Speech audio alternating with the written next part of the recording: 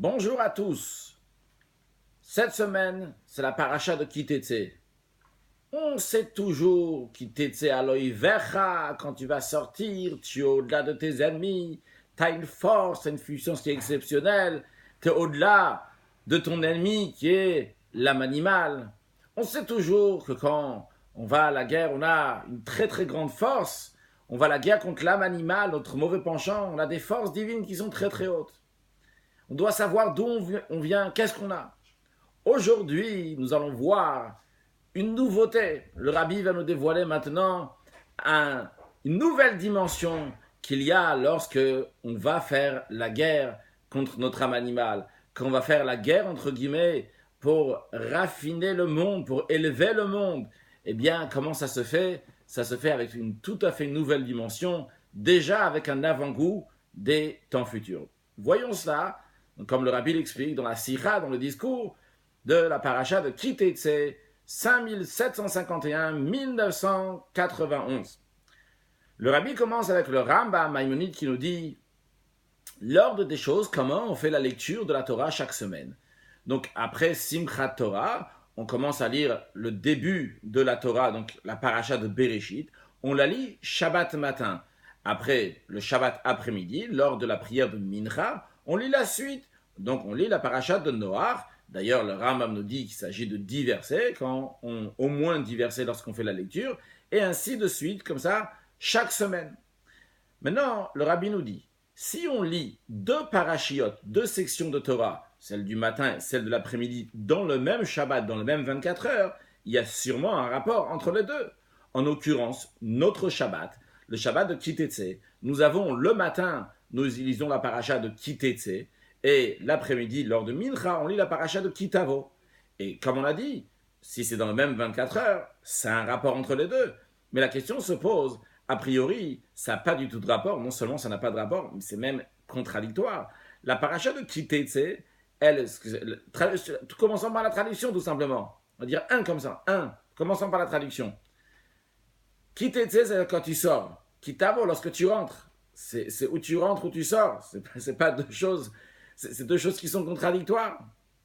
Deuxièmement, même lorsqu'il s'agit dans le sens de ce que la paracha dit au début, quand on dit Ki Teitzei la milchama lo ivecha, lorsque tu vas faire la guerre, c'est sortir aller faire la guerre, et Ki Tavo, lorsque tu rentres, la deuxième paracha, c'est Ki Tavo la Haaretz, quand tu viens en Eretz Israël, la terre d'Israël, Virishta, Ve'yashataba, tu vas l'hériter, tu vas t'y installer. Et a priori, c'est contradictoire, c'est deux situations qui sont complètement contradictoires, le fait d'aller à la guerre et la tranquillité, lorsque tu viens t'installer dans ta terre. En plus, bien que c'est vrai que Ki Teitzei, c'est on sort à la guerre, tu es sûr qu'Hachem va te les livrer dans tes mains, on ne tano Hachem lokecha biyadecha, mais c'est quand même une guerre. Il n'y a pas de menucha ve'itiyashut, il n'y a pas de tranquillité, il n'y a pas ici ve'yashavtaba, que tu t'y installes, que tu es tranquille. Pourquoi? Parce que tu es à la guerre, même si c'est une guerre, tu es sûr que tu vas gagner. D'ailleurs, le Rambam Maïmonide, lorsqu'il parle des lois de guerre, il dit plusieurs choses que la personne doit faire lorsqu'il va à la guerre. Au moment où il commence à faire la guerre, il doit se donner entièrement dans les mains de Dieu, s'appuyer sur Dieu, entre guillemets. Donc, faire Messirut Nefesh, donner sa vie pour la guerre, ne pas penser maintenant à sa femme, à ses enfants, à ce qui peut arriver. Il va enlever tout ce qu'il y a de son cœur et se donner de tout cœur et de toute âme pour la guerre. C'est pas une itiachut, une menoucha, de tranquillité. C'est tout à fait le contraire que le Ki Tavo, lorsque je viens en Eretz Israël, je m'installe, l'expression qui dit Ishtachat gafno vetachat tenato, chacun est sous son figuier, sous sa vigne. On est tranquille. On est virishta viashavtaba, on s'est installé là-bas, et on fait la conquête, on fait le partage, et maintenant on peut même ramener des fruits de Eretz Israël, comme on dit dans le parachat de Ki Tavo, qu'on amène des bikurim, on amène des prémices, des 7 fruits. La terre d'Israël a été qualifiée avec ces fruits-là, on les amène au Beth Hamikdash, donc les prémices, et pas juste on les amène, avec sa marta becholatov, avec la joie, donc tout le bien que Hachem t'a donné. Donc ça, c'est avec une tranquillité totale. Donc, si on regarde le début de la paracha de Ki Teitzei, le début de la paracha de Ki Tavo, dans le sens aussi, c'est pas juste les mots, mais deuxièmement, même le sens aussi ne correspond pas du tout. Ki Teitzei, c'est lorsque je vais à la guerre, je fais une guerre, il y a des difficultés, il y a des efforts à mettre ici, et Ki Tavo, c'est la tranquillité. Troisièmement, même sur le plan spirituel, qu'est-ce que représente le Ki Teitzei, la milchama lo ivecha? Aussi, c'est contradictoire avec le Ki Tavo. Comment ça? La Ki Teitzei, la milchama lo ivecha, lorsque tu vas faire la guerre contre tes ennemis, Sur le plan spirituel, c'est quoi? C'est qu'un juif, il sort de l'endroit où il se trouve. On dit tous les matins, dans les brachot, on dit Elokai, Dieu, Neshama Shenatatabi, l'âme que tu m'as donnée, Tehorai, elle est pure. Ata Berata, tu l'as créée. Ata Yetzarta, tu l'as formée. Ata Nefartabi, tu l'as soufflé dans moi. Vata Meshamra Bekim, tu me la gardes, etc. Dans la Chassidut, c'est expliqué qu'il s'agit ici des niveaux que la Neshama passe au fur et à mesure. La Neshama se trouvait dans le niveau de Tehorai. La Neshama est entièrement pure. Elle se trouve dans le monde de Hatzilut. Et après, elle passe dans le monde de Bria, deuxième monde, Ata Berata, dans le langage de Bria, donc Dieu l'a créé. Après, il passe dans le monde de Yitzir, Ata Yitzarta, que Dieu l'a formé, jusqu'à que Dieu l'a soufflé, la garde à l'intérieur de nous. Lorsque la Neshama, elle rentre ici-bas, donc dans notre corps, dans notre âme animale, et chacun de nous, après, doit faire son travail, de raffiner son corps, de raffiner son âme animale, de travailler avec la partie que Dieu nous a donnée dans le monde. Chacun, il a sa partie, ses moyens que Dieu lui a donnés. Il faut les élever à Kadosh Baruch Hu, à Dieu. Et ce travail-là, c'est un travail qui est fait avec une guerre. Il y a ici Oivecha, il y a des ennemis, il y a quelque chose qui est contre, il y a quelque chose qui ne laisse pas faire le travail si facilement que ça. Et ça, c'est en général, et particulièrement lorsqu'il s'agit de l'époque de l'exil, que comme il y a encore un plus grand voile dans la divinité, alors on voit encore plus comment il y a un menaged, comment il y a des choses qui sont contre. Et donc la guerre aussi, elle doit être beaucoup plus forte. Donc ça, c'est le côté de Kitetse sur le plan spirituel. Par contre, Kitavo, elle a arrête, quand tu vas en Eretz Israël, et tu t'y installes, etc., ça montre sur la situation du peuple juif, lorsqu'il interdit Israël, lorsqu'il y a un dévoilement divin, lorsqu'il y a le temple, le rabbi nous dit. Donc ils sont tous sur leur terre, le peuple juif sur la terre, jusqu'à comme c'était à l'époque du roi Salomon, qui est une tranquillité totale. C'est tout à fait le contraire de quitter le travail de l'exil dans lequel on doit être contre l'ennemi, se surmonter sur l'ennemi. Donc ce qu'on a vu jusqu'à présent, c'est que la notion de quitter, c'est kitavo, est contradictoire, et dans la traduction, et dans le sens du verset, et dans le sens spirituel aussi du verset. Rabbi rajoute encore plus que ça. La contradiction entre quitter et kitavo est encore plus forte. Ce qu'on a expliqué jusqu'à présent, c'est qu'il y a un travail de servir Dieu, donc qui est lorsqu'on est à Kitetse, lorsqu'on est en exil, et il y a Kitavo, il y a une manière de servir Dieu qui est lorsqu'on est en Eretz Israël. Mais en vérité, c'est plus que ça. C'est pas juste deux sortes de travail, de service de Dieu. C'est le travail, et un, c'est le salaire. Comment ça? Tout d'abord, lorsqu'on lit la paracha de Kitavo la Haaretz, on lit à Minchas au Shabbat, on va lire donc la paracha de Kitavo, on dit tu vas rentrer en Eretz Israël. Ok, alors il y a à voir comme c'est passé il y a 3300 ans, c'est Moshe Rabbeinu, c'est Moïse qui parle au peuple juif, on dit Kitavo la Haaretz, tu vas rentrer en terre d'Israël. Mais la Torah est éternelle, quand nous lisons ça, aujourd'hui, cette semaine, on va lire ça, eh bien c'est pas juste, on ne parle pas juste du passé, une histoire qui s'est passée il y a 3300 ans, c'est on est en train de te dire à toi, Kitavo la Haaretz, lorsque toi tu vas rentrer en Eretz Israël, lorsque Mashiach va venir, Geoula, Mitidva, Shlema, la délivrance arrive, et tu rentres en Eretz Israël. C'est ça le Kitavo la Haaretz. Alors d'après cela, quand on nous dit aujourd'hui, on est en train d'apprendre ça, Kitavo la Haaretz, tu rentres en Eretz Israël, c'est pas juste une autre manière de servir Dieu, c'est déjà le salaire maintenant. On a travaillé pendant l'époque de l'exil. Il y avait le Kitetse la Milchama Loivecha. Il y avait Maseinu Vavodatenu. Donc notre travail, nos actions qu'on a œuvrées pendant tout le temps de l'exil. Et après, enfin, on va arriver en Eretz Israël. C'est le salaire, c'est le temps futur. Et pourtant, qu'est-ce qu'on fait? On met les deux en même temps, dans le même Shabbat. C'est pas juste mettre deux manières de servir Dieu. Une manière d'exil et d'une manière de délivrance. Une manière de tranquillité. C'est ici, Kitetse, c'est le travail. Et Kitavo, c'est on dit déjà le salaire. Tu rentres en Eretz Israël avec Mashiach. D'ailleurs, le fait qu'il y a d'un côté le travail, d'un autre côté le salaire, on le retrouve aussi dans les Pirkei Avot, les maximes de nos pères que nous lisons ce Shabbat. Nous allons lire le chapitre 1 et 2 des Pirkei Avot, que d'ailleurs le Rabbi considère ça comme un seul chapitre, puisqu'on les dit en même temps le même Shabbat, comme le Rabbi dit dans la note qu'a priori, il faut dire la phrase qu'on dit au début du chapitre et à la fin du chapitre, on le dit au début du premier chapitre, et la phrase d'après, on le dit à la fin du deuxième chapitre. La phrase d'avant, le Kol Israël, on dit au début du premier chapitre, et à la fin du deuxième chapitre, on dit Rabbi Hanania, parce qu'en vérité, ça devient un seul chapitre, puisqu'on le lit le même Shabbat. Qu'est-ce qu'on dit dans ces deux chapitres? Le premier chapitre, chapitre 1, au début, on dit comment Moshe Kibel Torah mi Sinaï, comment Moïse il a reçu la Torah du mont Sinaï, et comment il a transmis de génération en génération, jusqu'à nous aujourd'hui, Vea Midou Talmid Imar, on nous dit Qu'est-ce que tu dois faire? Quel est ton travail? Tu dois mettre beaucoup d'élèves. Tu dois travailler, œuvrer pour avoir beaucoup d'élèves. Donc c'est le travail. Par contre, à la fin du deuxième chapitre, on nous dit sache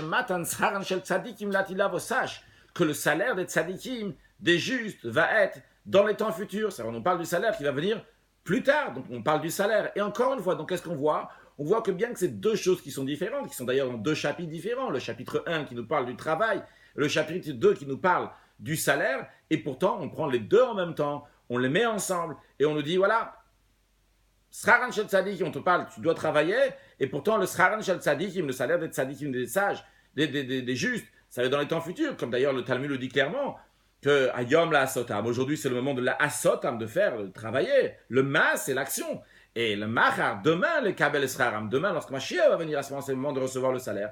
Et pourtant, qu'est-ce qu'on fait? On prend les deux en même temps, on les met dans le même chapitre, de la même manière qu'on a pris le Kitetse Kitavo, le Kitetse qui représente le travail du juif, quand il va faire la guerre, quand il va œuvrer dans le monde, et le Kitavo qui est le salaire que le juif va recevoir, on les met dans le même Shabbat, dans les mêmes 24 heures. La même chose aussi dans les Pirkei Avot, on prend les deux en même temps, on les met ensemble. Comment ça se fait? Comment c'est compatible les deux en même temps? Alors Rabbi va nous dire d'abord Nekudat Bio. Nekudat Bio, ça veut dire le point d'explication. Le Rabbi ne va pas encore développer, ça va être développé dans la suite. Mais tout d'abord, voyons ce qu'on va voir dans la suite. Le point d'explication, c'est quoi le point de la réponse? Le Rabbi va rajouter sur ce point de la réponse comment on le retrouve aussi dans les Pirkei Avot et comment on retrouve ça aussi dans la paracha de Kitetse. À la suite de ça, le Rabbi va nous demander deux questions et à la suite, il va commencer à développer une réponse et avec l'aide de Dieu, on va bien comprendre la réponse et on comprendra aussi quel doit être mon comportement de nos jours. Alors, c'est quoi le Nekudat Bio? C'est quoi le point d'explication? Le début de la paracha de Kitavo, donc celle qu'on lit l'après-midi de Shabbat, qui vient à la suite, donc évidemment de celle qu'on a lu le matin de Kitetse, elle vient expliquer comment on doit faire le travail de Kitetse. Oui, Kitetse, c'est sortir, faire la guerre. Il y a un travail ici à faire. Mais comment tu dois faire ton travail? Sache, le Kitetse la milchama, alors tu seras à la guerre pour avoir affaire avec ton corps, avec ton âme animale, avec ta partie dans le monde. Comment ça doit être fait? Tu dois le faire avec menucha et itiashut, avec tranquillité d'esprit, de manière tout à fait posée. Ça, c'est la première chose que tu dois savoir. Donc, en effet, il y a un mixte ici entre les deux. En le kitetse, comment il doit être fait? Avec le kitavo. La guerre doit être faite avec tranquillité. Ça, c'est Mais deux, encore plus que ça. C'est pas juste que on parle de travail ici. Il faut que dans ton kitetse, dans ta sortie à la guerre, lorsque tu vas œuvrer dans ce monde, tu vas déjà avoir un goût maintenant. Le Rabbi dit pour l'instant un goût, dans la suite le Rabbi dit même un commencement. Non, le Rabbi dit tout de suite ici même. Il y a un goût jusqu'à Tralatama Ahmad. Jusqu'à même tu as déjà le début aussi de la situation du salaire. Le Rabbi va expliquer dans la suite que ça veut dire que déjà quand on travaille aujourd'hui, on est en train d'œuvrer, on a un avant-goût et on a même le début même du salaire. Donc ça c'est le point de la réponse. Point de la réponse. Tu es en train d'œuvrer, eh bien tu dois œuvrer avec Menucha, avec tranquillité, comme si tu es déjà installé en Eretz Israël. Et deuxièmement, tu dois déjà avoir le début, tu dois déjà goûter, déjà avoir le début du salaire.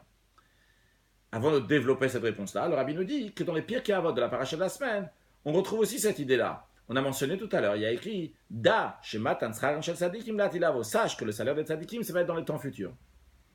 L'expression de Da, qui vient du langage de Da'at, qui veut dire la connaissance, mais c'est beaucoup plus que la connaissance. Comme l'Admour Azaken explique dans le Tanya, que Da'at, ça vient du langage de Hitkashut, de s'attacher. C'est-à-dire qu'on dit ici, sache, dans le langage d'attachement, que le salaire des tzadikim est dans les temps futurs. C'est-à-dire, bien qu'on est encore aujourd'hui, on est encore en exil, mais tout en étant aujourd'hui, rattache-toi à cette situation-là de l'époque des temps futurs, que déjà dès aujourd'hui, tu es en train de travailler, c'est maintenant, tu es en train d'œuvrer. Sache, rattache-toi à la situation des temps à venir, dans le salaire des temps à venir. Et cette notion-là, ce Nekudat Bio, ce point-là qui n'a pas encore été développé, on le retrouve aussi dans la paracha de la semaine. Parmi toutes les mitzvot qu'il y a dans la paracha, il y a le commandement de Biyom Otiten Sraro, que le jour même, il faut donner le salaire aux salariés. Alors ça, c'est un ordre qui nous a été donné à nous. Mais Dieu, tous les ordres qu'il nous donne, il les fait lui-même. C'est-à-dire que Dieu aussi, il nous donne à nous de faire certaines choses. Et nous sommes des ouvriers de Dieu pour faire des choses, comme il y a écrit aussi dans les Pirkei Avot de cette semaine, qu'on est comme on est les ouvriers du balabay, du propriétaire, donc il y a Kadosh Baruch Hu, l'expression du Pirkei Avot, c'est Bal Melartecha Sheisham Lecha Sapulatecha. Donc il y a celui qui est ton patron, donc qui t'a nommé ouvrier et qui va te payer pour ce que tu as fait. Donc on est tous des ouvriers de Dieu. Et tant que nous sommes des ouvriers de Dieu, alors en plus du fait que Dieu va nous donner les Atid Lavo dans les temps futurs, donc ça c'est le Mahar, c'est demain, c'est dans un autre jour plus tard, mais en plus de ça, il y a aussi ce que Dieu doit nous donner Beyomo, le jour même, Beyomo Titensrar, le jour même. Dieu doit nous donner du salaire. Donc c'est-à-dire que déjà aujourd'hui, avant d'arriver à les Mahar, à demain pour les Kabel Sraram, avant d'arriver à les Atid Lavo, Sraran Shel Tzadikim, l'Atid Lavo, le salaire de Tzadikim des temps futurs, déjà dès nos jours, on a déjà une part dans ce qu'il va nous donner dans les temps futurs, puisque Dieu nous donne le salaire le jour même. Mais de quoi s'agit-il? Alors pour voir tout cela, comprendre cela, d'abord, développons sur le plan spirituel le commentaire de Rashi au début de la paracha de Kitetse. Tout d'abord à savoir qu'il y a deux sortes de guerres. Il y a une guerre qui s'appelle une guerre facultative, une guerre qui est obligée. Une guerre qui est obligatoire, c'est lorsque on doit aller à la guerre pour faire la conquête des 7 nations, de faire la terre d'Eretz Israël, la terre d'Israël en elle-même. Ça, c'est une obligation qu'on doit faire la conquête de cette terre. Il n'y a pas le choix, c'est obligé. Par contre, après, si le roi veut agrandir la terre d'Israël, faire une guerre donc à l'extérieur, etc., ça, c'est une guerre qui est appelée une guerre facultative. Donc, en ce qui concerne notre paracha, la paracha de Kitetse, lorsqu'on dit quand tu sors à la guerre, de quoi s'agit-il? S'agit-il d'une guerre facultative ou obligatoire? Le commentaire de Rashi nous prouve, nous dit que le verset ici parle d'une guerre qui est facultative. Donc ce n'est pas une guerre qui est obligatoire. Non, essayons de comprendre ça dans le plan spirituel. On a dit tout à l'heure de quoi s'agit-il lorsqu'il s'agit lorsque tu sors à la guerre contre tes ennemis, c'est-à-dire qu'on sort à la guerre pour aller raffiner notre corps, raffiner notre âme animale, la partie que nous avons dans le monde. Mais un instant, ça c'est une obligation, c'est pas facultatif, c'est pas si tu veux tu y vas, et si tu veux tu vas pas. Chaque juif, il a l'obligation donc de faire son travail dans le monde, de raffiner son corps, raffiner son âme animale. C'est un ordre, c'est une obligation. Ça devrait être milchem chova, une guerre qui est obligatoire d'aller. Comment on peut nous traduire ça, que c'est milchem et arshut, c'est une guerre facultative d'aller dans le monde et de faire ce qu'il faut faire. Et de là, on en vient aussi à une deuxième question. C'est quoi cette histoire de salaire? Un salaire pour le travail. Un instant, réfléchissons. Un salaire, c'est lorsque je suis un ouvrier, je vais aller travailler quelque part, chez monsieur tel, je lui dois rien à monsieur tel. Pourquoi je vais aller travailler chez lui? Je dis, écoute, on va faire un contrat, tu veux venir travailler chez toi? Alors tu vas me donner ci, ça, etc. Ok, c'est bon, le contrat est bon, tu me donnes tant d'argent, je suis d'accord de venir travailler chez toi. Donc ça, c'est si je suis un salarié. Par contre, si je suis un serviteur, il n'y a pas ici de choix. Un serviteur, il doit travailler, c'est tout. Il n'y a pas, pas de contrat. Du moment où tu es devenu serviteur, eh bien, toujours maintenant tu dois travailler. Maintenant, ce qui concerne le peuple juif est Dieu. Qui l'ibn Israël avadim? On est les serviteurs de Dieu. Si on est serviteur de Dieu, il n'y a pas de salaire. Pourquoi un salaire? Encore plus que ça. On n'est pas seulement les serviteurs de Dieu, on est encore plus qu'un serviteur. Le Talmud nous dit Anilon ivreti el alesham achet koni, que j'ai été créé uniquement pour servir celui qui m'a acheté, mon créateur, pour servir Dieu. Donc, c'est-à-dire que je suis obligé de servir Dieu. Il n'y a pas ici un milchem et arshut, ce n'est pas une guerre facultative, est-ce que je veux servir Dieu, je ne veux pas servir Dieu. Et du moment où c'est une obligation de servir Dieu, alors quel salaire maintenant il y a ici? Il n'y a pas de salaire. C'est un serviteur, encore plus qu'un serviteur. Alors pourquoi parler de salaire? Donc ce qu'on a vu ici, on a rajouté deux questions. Premièrement, qu'est-ce que ça veut dire qu'un juif est milchem et arshut, une guerre facultative? C'est obligé qu'il doit faire son travail. Et deuxièmement, et c'est lié, la première question est liée avec la deuxième. Et deuxièmement, pourquoi un salaire? Vu qu'il est obligé de le faire, un serviteur, encore plus qu'un serviteur. Alors pourquoi un salaire? L'explication est la suivante. Le Rabbi va commencer maintenant le développement intellectuel donc de Chassidut, comment voir un juif, et va développer au fur et à mesure de plus en plus la réponse à nos questions. Quand on dit qu'un juif il sort à la guerre contre ses ennemis, il ne s'agit pas seulement de la neshama, l'âme divine, elle sort de niveau qui s'appelle le monde de Hatzilut, le premier monde parmi les 4 mondes qu'on a mentionnés tout à l'heure, pour venir dans ce monde-là. Vrai, la neshama se trouve là-bas, c'est un midat neshama, la neshama se trouve là-bas. Mais Le quitter, c'est lorsqu'un juif sort, ça fait référence aussi et essentiellement, pas seulement au niveau de la Neshama, c'est arrêté là-bas dans le monde de Hatzilut, mais à la source de la Neshama, la source de la source d'où elle est au-delà du monde, tout à fait au-delà du monde, au-delà de ce qu'on appelle le Seder Ishtalshelut, l'enchaînement du monde, au-delà du Tzimtzum Arishon, au-delà même de la première contraction de la lumière divine, dans laquelle là-bas a commencé une fois que Dieu, il a caché sa lumière, où il a fait un silouk, il a enlevé de sa lumière, là-bas, après le Tzimtzum a commencé à voir le monde. Dans le Tzimtzum lui-même, dans les contractions, il y a plusieurs niveaux. De plus haut niveau, le juif se trouve au-delà de tout ça. Et de là-bas, qui prouve que les juifs se trouvent dans un niveau tellement haut. Il y a écrit clairement dans le Midrash que Marshaftan Shel Israël kalma lechol davar, que la Neshama, le peuple juif, la pensée de Dieu envers le peuple juif, a tout devancé, avant tout, avant même que Dieu il a créé le monde. Eh bien, il a déjà pensé au peuple juif. Et d'ailleurs, il y a écrit dans un autre Midrash, il y a écrit que Dieu il a demandé conseil. À qui Dieu a demandé conseil pour créer le monde? Benishmat anshel tzadikim, neshamot, aux âmes des tzadikim. Donc il a demandé au peuple juif, est-ce que je crée un monde ou pas? C'est-à-dire que le peuple juif est tout à fait au-delà du monde. C'est-à-dire que le niveau où se trouve le peuple juif, vu que c'est un chelek elokam imal mamash, le juif c'est une parcelle de Dieu, il est une seule chose avec Dieu, comme le Zohar dit Israël, que le peuple juif et Dieu sont une seule chose. Et de là-bas, de ce niveau-là, qui est entièrement uni avec Dieu, qui teitse, de là-bas, la Neshama elle est sortie. Donc déjà, mettons, on est en train de mettre au clair ici, d'où la Neshama elle sort d'un niveau qui est très très haut. D'ailleurs, ça que la Neshama vient d'un niveau qui est très très haut, on le retrouve aussi dans le commentaire du Yadmour Azaken, dans son livre Likutei Torah, lorsqu'il commente un des versets de la paracha de cette semaine, dans le Likutei Torah de cette semaine, sur le verset Velo hava Elokecha lishmoa el Bilam, que lorsque Bilam il a voulu venir maudire le peuple juif, eh bien Hava Elokecha, l'Éternel n'a même pas voulu écouter Bilam, il n'y a pas de quoi parler avec lui, il n'y a pas de quoi l'écouter. Yadmour Azaken il explique d'où vient cet amour-là de Dieu envers le peuple juif. Il dit parce que Havaye, il est Elokecha mamash. C'est-à-dire que Havaye, il est Elokecha mamash. Havaye, c'est le nom de Yud Kevavke. Elokecha, c'est le nom de Elohim, le tétragramme, Elohim. Mais Havaye, on peut dire, bon, il y a Havaye, il y a Dieu. Il y a Havaye, c'est mon Dieu. Bon, c'est-à-dire que c'est mon Dieu. Je fais partie des gens que Havaye, c'est mon Dieu. Que le tétragramme, c'est mon Dieu. Pas ça. Havaye, Elokecha, la Nourazaken, il dit. Havaye, Elokecha mamash. Le Havaï, il est ton Dieu, c'est parce que le juif, dans toi, tu as un chelek de Dieu, tu as une parcelle de Dieu, tu as une partie de Dieu.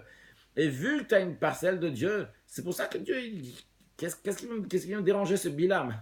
Mais j'aime les juifs, je suis tellement attaché à eux, il n'y a pas de quoi discuter. Donc un juif, il a une chelek, il a une parcelle de Dieu, et en plus de ça aussi, il a en plus forte raison qu'il a aussi une ahara, donc une lumière de Havaïe. Et comme il écrit clairement dans le verset, qui chelek, un autre, pas dans la paracha, mais il écrit chelek Havaïe amo Yaakov chevnachalato, que chelek Havaïe, une parcelle de Dieu, c'est le peuple juif. Yaakov, donc Jacob, sa descendance, c'est la corde de son héritage. Donc en autre mot, les juifs sont, en autre mot, chelek est local, les juifs c'est une parcelle de Dieu. Maintenant, donc, quand on parle de Havaïe, Havaïe c'est l'okecha, c'est ton Dieu, c'est une parcelle de toi, c'est un morceau de toi. Eh bien, dans Havaï, dans Yud Kevavke, dans le tétragramme, il y a plusieurs niveaux. Il y a un monde qui s'appelle Hatzilut, le premier monde que nous avons mentionné tout à l'heure. Et il y a, dans ce monde-là, il y a le Ma'atzil, le créateur de Hatzilut, Ma'atzil. Et il y a les Ne'etzalim, les créations, entre guillemets, qu'il y a dans le monde de Hatzilut. Il y a le Havaï, et quand on parle de Yud Kevavke, il y a le Yud Kevavke qui est dans les Ne'etzalim, dans les créatures du monde d'Hatzilut. Il y a le Havaï qui est dans le Ma'atzil, qui est dans qui fait partie du créateur. Et le Rabbi nous dit, quand on dit ici Chelek Havaï Amo, c'est pas juste le Havaï qui est dans Ne'etzalim, c'est dans le Havaï qui est même dans le Ma'atzil. Encore plus que ça, les Juifs, pas seulement qu'il est lié avec les noms du tétragramme de Yud Kevavke, mais en plus de ça, le Juif il est aussi lié avec la petite pointe, la petite couronne qu'il y a sur le Yud, ce qu'on appelle le Kotz Shel Yud. La petite pointe qu'il y a sur le Yud qui représente un niveau de divinité qui est au-delà même du Yud Kevavke. Le Juif, il est lié aussi avec ça. Et jusqu'à qu'il est lié avec le niveau de l'Elohim Teremes Beshum Od Vekot Sakral, on ne peut même pas le retrouver, même pas ni avec une lettre de Dieu, ni avec une couronne. Le Juif, il est attaché avec Atzmut, ce qu'on appelle l'essence de Dieu. juste quand on dit l'essence de Dieu, ça veut dire c'est pas juste un nom de Dieu. Quand par exemple, la personne elle-même, je peux être un papa, je peux être un fils, un frère, un membre, si et ça, etc. Mais est-ce que tu es toi-même? C'est même pas ton nom. Ce que tu es toi, le nom c'est déjà pour les autres. Donc quand on parle de l'essence de Dieu, c'est une image. Par rapport à ce qu'on vient de donner, c'est une image. Quand on parle de l'essence de Dieu, c'est Dieu lui-même, pas Dieu comme il est lié avec Dieu qui a un nom, quoi que ce soit. Et le juif, il est lié avec ce niveau le plus haut de Dieu qu'on appelle Atzmut, et qu'on appellera dans la suite aussi, on dira cette expression-là de Atzmut, qui veut dire l'essence de Dieu lui-même. C'est là-bas que le juif il est rattaché. Bien. Donc, qu'est-ce qu'on a vu? C'est qu'on dit Kitetse, que le juif sort. D'où il sort? Il sort du niveau le plus attaché à Dieu, il sort de Atzmut. Basé sur ça, on va comprendre qu'est-ce que ça veut dire qu'on dit on parle ici d'une guerre qui est facultative. Pourquoi c'est une guerre facultative? Parce qu'attention, il faut voir le juif à sa source. Lorsque le juif il est à sa source, quand il y a une seule chose avec Dieu, il est tout à fait d'avoir affaire avec, tout à fait au-delà d'avoir affaire avec le monde. Il est tout à fait au-delà d'œuvrer dans le monde. Quel monde? Il est tout à fait au-delà du monde. Il est absolument lié avec l'essence de Dieu. Qu'est-ce que tu vas lui dire maintenant d'avoir affaire avec le monde? Et après, même lorsque le juif il sort de ce niveau-là, il va avoir affaire avec le monde. Mais quand est-ce qu'il va sortir? Une fois que déjà Dieu lui demande conseil, est-ce que tu veux que je fasse un monde? Est-ce que je veux faire un monde? Dieu il a pris conseil. De manière que le Seder Ishtash, le monde, il appartient, il est déjà Birshutam, il appartient au peuple juif. Lorsque le juif il arrive dans ce monde-là, et ce monde-là il appartient, il est attaché avec Atzmut, avec l'essence de Dieu. Quel travail tu peux lui mettre? Tout ce qu'il fera, c'est facultatif. Il n'y a rien d'obligé ici. En d'autres mots, il y a deux manières comment voir le juif. Il y a une manière comment voir le juif. Comment le juif il a été créé dans ce monde. Une fois comme le juif il a été créé dans ce monde, ah bien sûr, un inivret, il est Shamachet Kon, j'ai été créé pour servir mon créateur. Et là, c'est sûr, c'est une chova, c'est une obligation de faire la guerre, de raffiner le corps, de raffiner l'âme animale, de faire le travail dans la partie du monde qu'on a besoin. Oui, pourquoi? Parce qu'il est déjà descendu dans le monde, et il se trouve ici matériellement, il est là. Mais si tu le regardes par rapport à sa source, si tu le regardes par rapport à comme il est une seule chose, avec Atzmut, avec l'essence d'Akadosh Baruch Hu, le Kitetse, c'est-à-dire que même lorsqu'il est sorti, il est encore lié à sa source, qu'on va développer un peu plus dans la suite, à tel point qu'Akadosh Baruch Hu, il a demandé, avant de sortir, il a demandé est-ce qu'on crée un monde? Dans ces cas-là, le travail, il est reshoot, il est tout à fait facultatif. Donc, il faut voir comme le juif a été créé dans ce monde, en effet, une fois qu'il est dans ce monde-là, c'est chova, c'est une obligation, mais quand tu le regardes à sa source, eh bien là-bas, c'est Milchemet Arshut, là-bas c'est tout à fait facultatif ce qu'il va faire. Maintenant, si on comprend que ce qu'il fait c'est facultatif, parce que par rapport au niveau où il se trouve, il est tout à fait au-delà d'avoir affaire avec le monde. Atzmut, une partie de l'essence de Dieu. Dans ces cas-là, on peut comprendre aussi pourquoi le juif mérite un salaire, ou il a un salaire. En effet, un salaire, tu ne donnes pas un salaire pour quelque chose, tu es obligé. Et vu que le peuple juif il est tout à fait au-delà d'avoir affaire avec le monde. Donc quand il descend dans le monde pour faire le travail dans le monde, et c'est de manière facultative. Donc ça, le point essentiel de la réponse, on l'a donné. Mais le rabbi dit, on va développer, rajouter cette notion de tashlum sahar, comment on donne du salaire. Expliquons d'abord, c'est quoi ce salaire?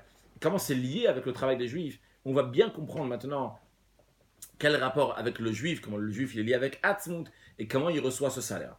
Donc développons plus le travail de qui Tetzela Milchama l'Olivera, de sortir à la guerre contre tes ennemis.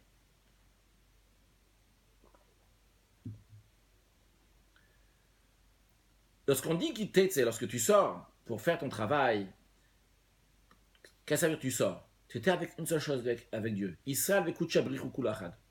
Le juif et Dieu sont une seule chose. Et descend ici-bas dans un corps matériel. Pourquoi? Qu'est-ce qui se passe? Pourquoi on lui fait ça? La raison, elle est comme le Midrash nous dit, parce que Dieu, il a voulu avoir une demeure dans ce monde matériel.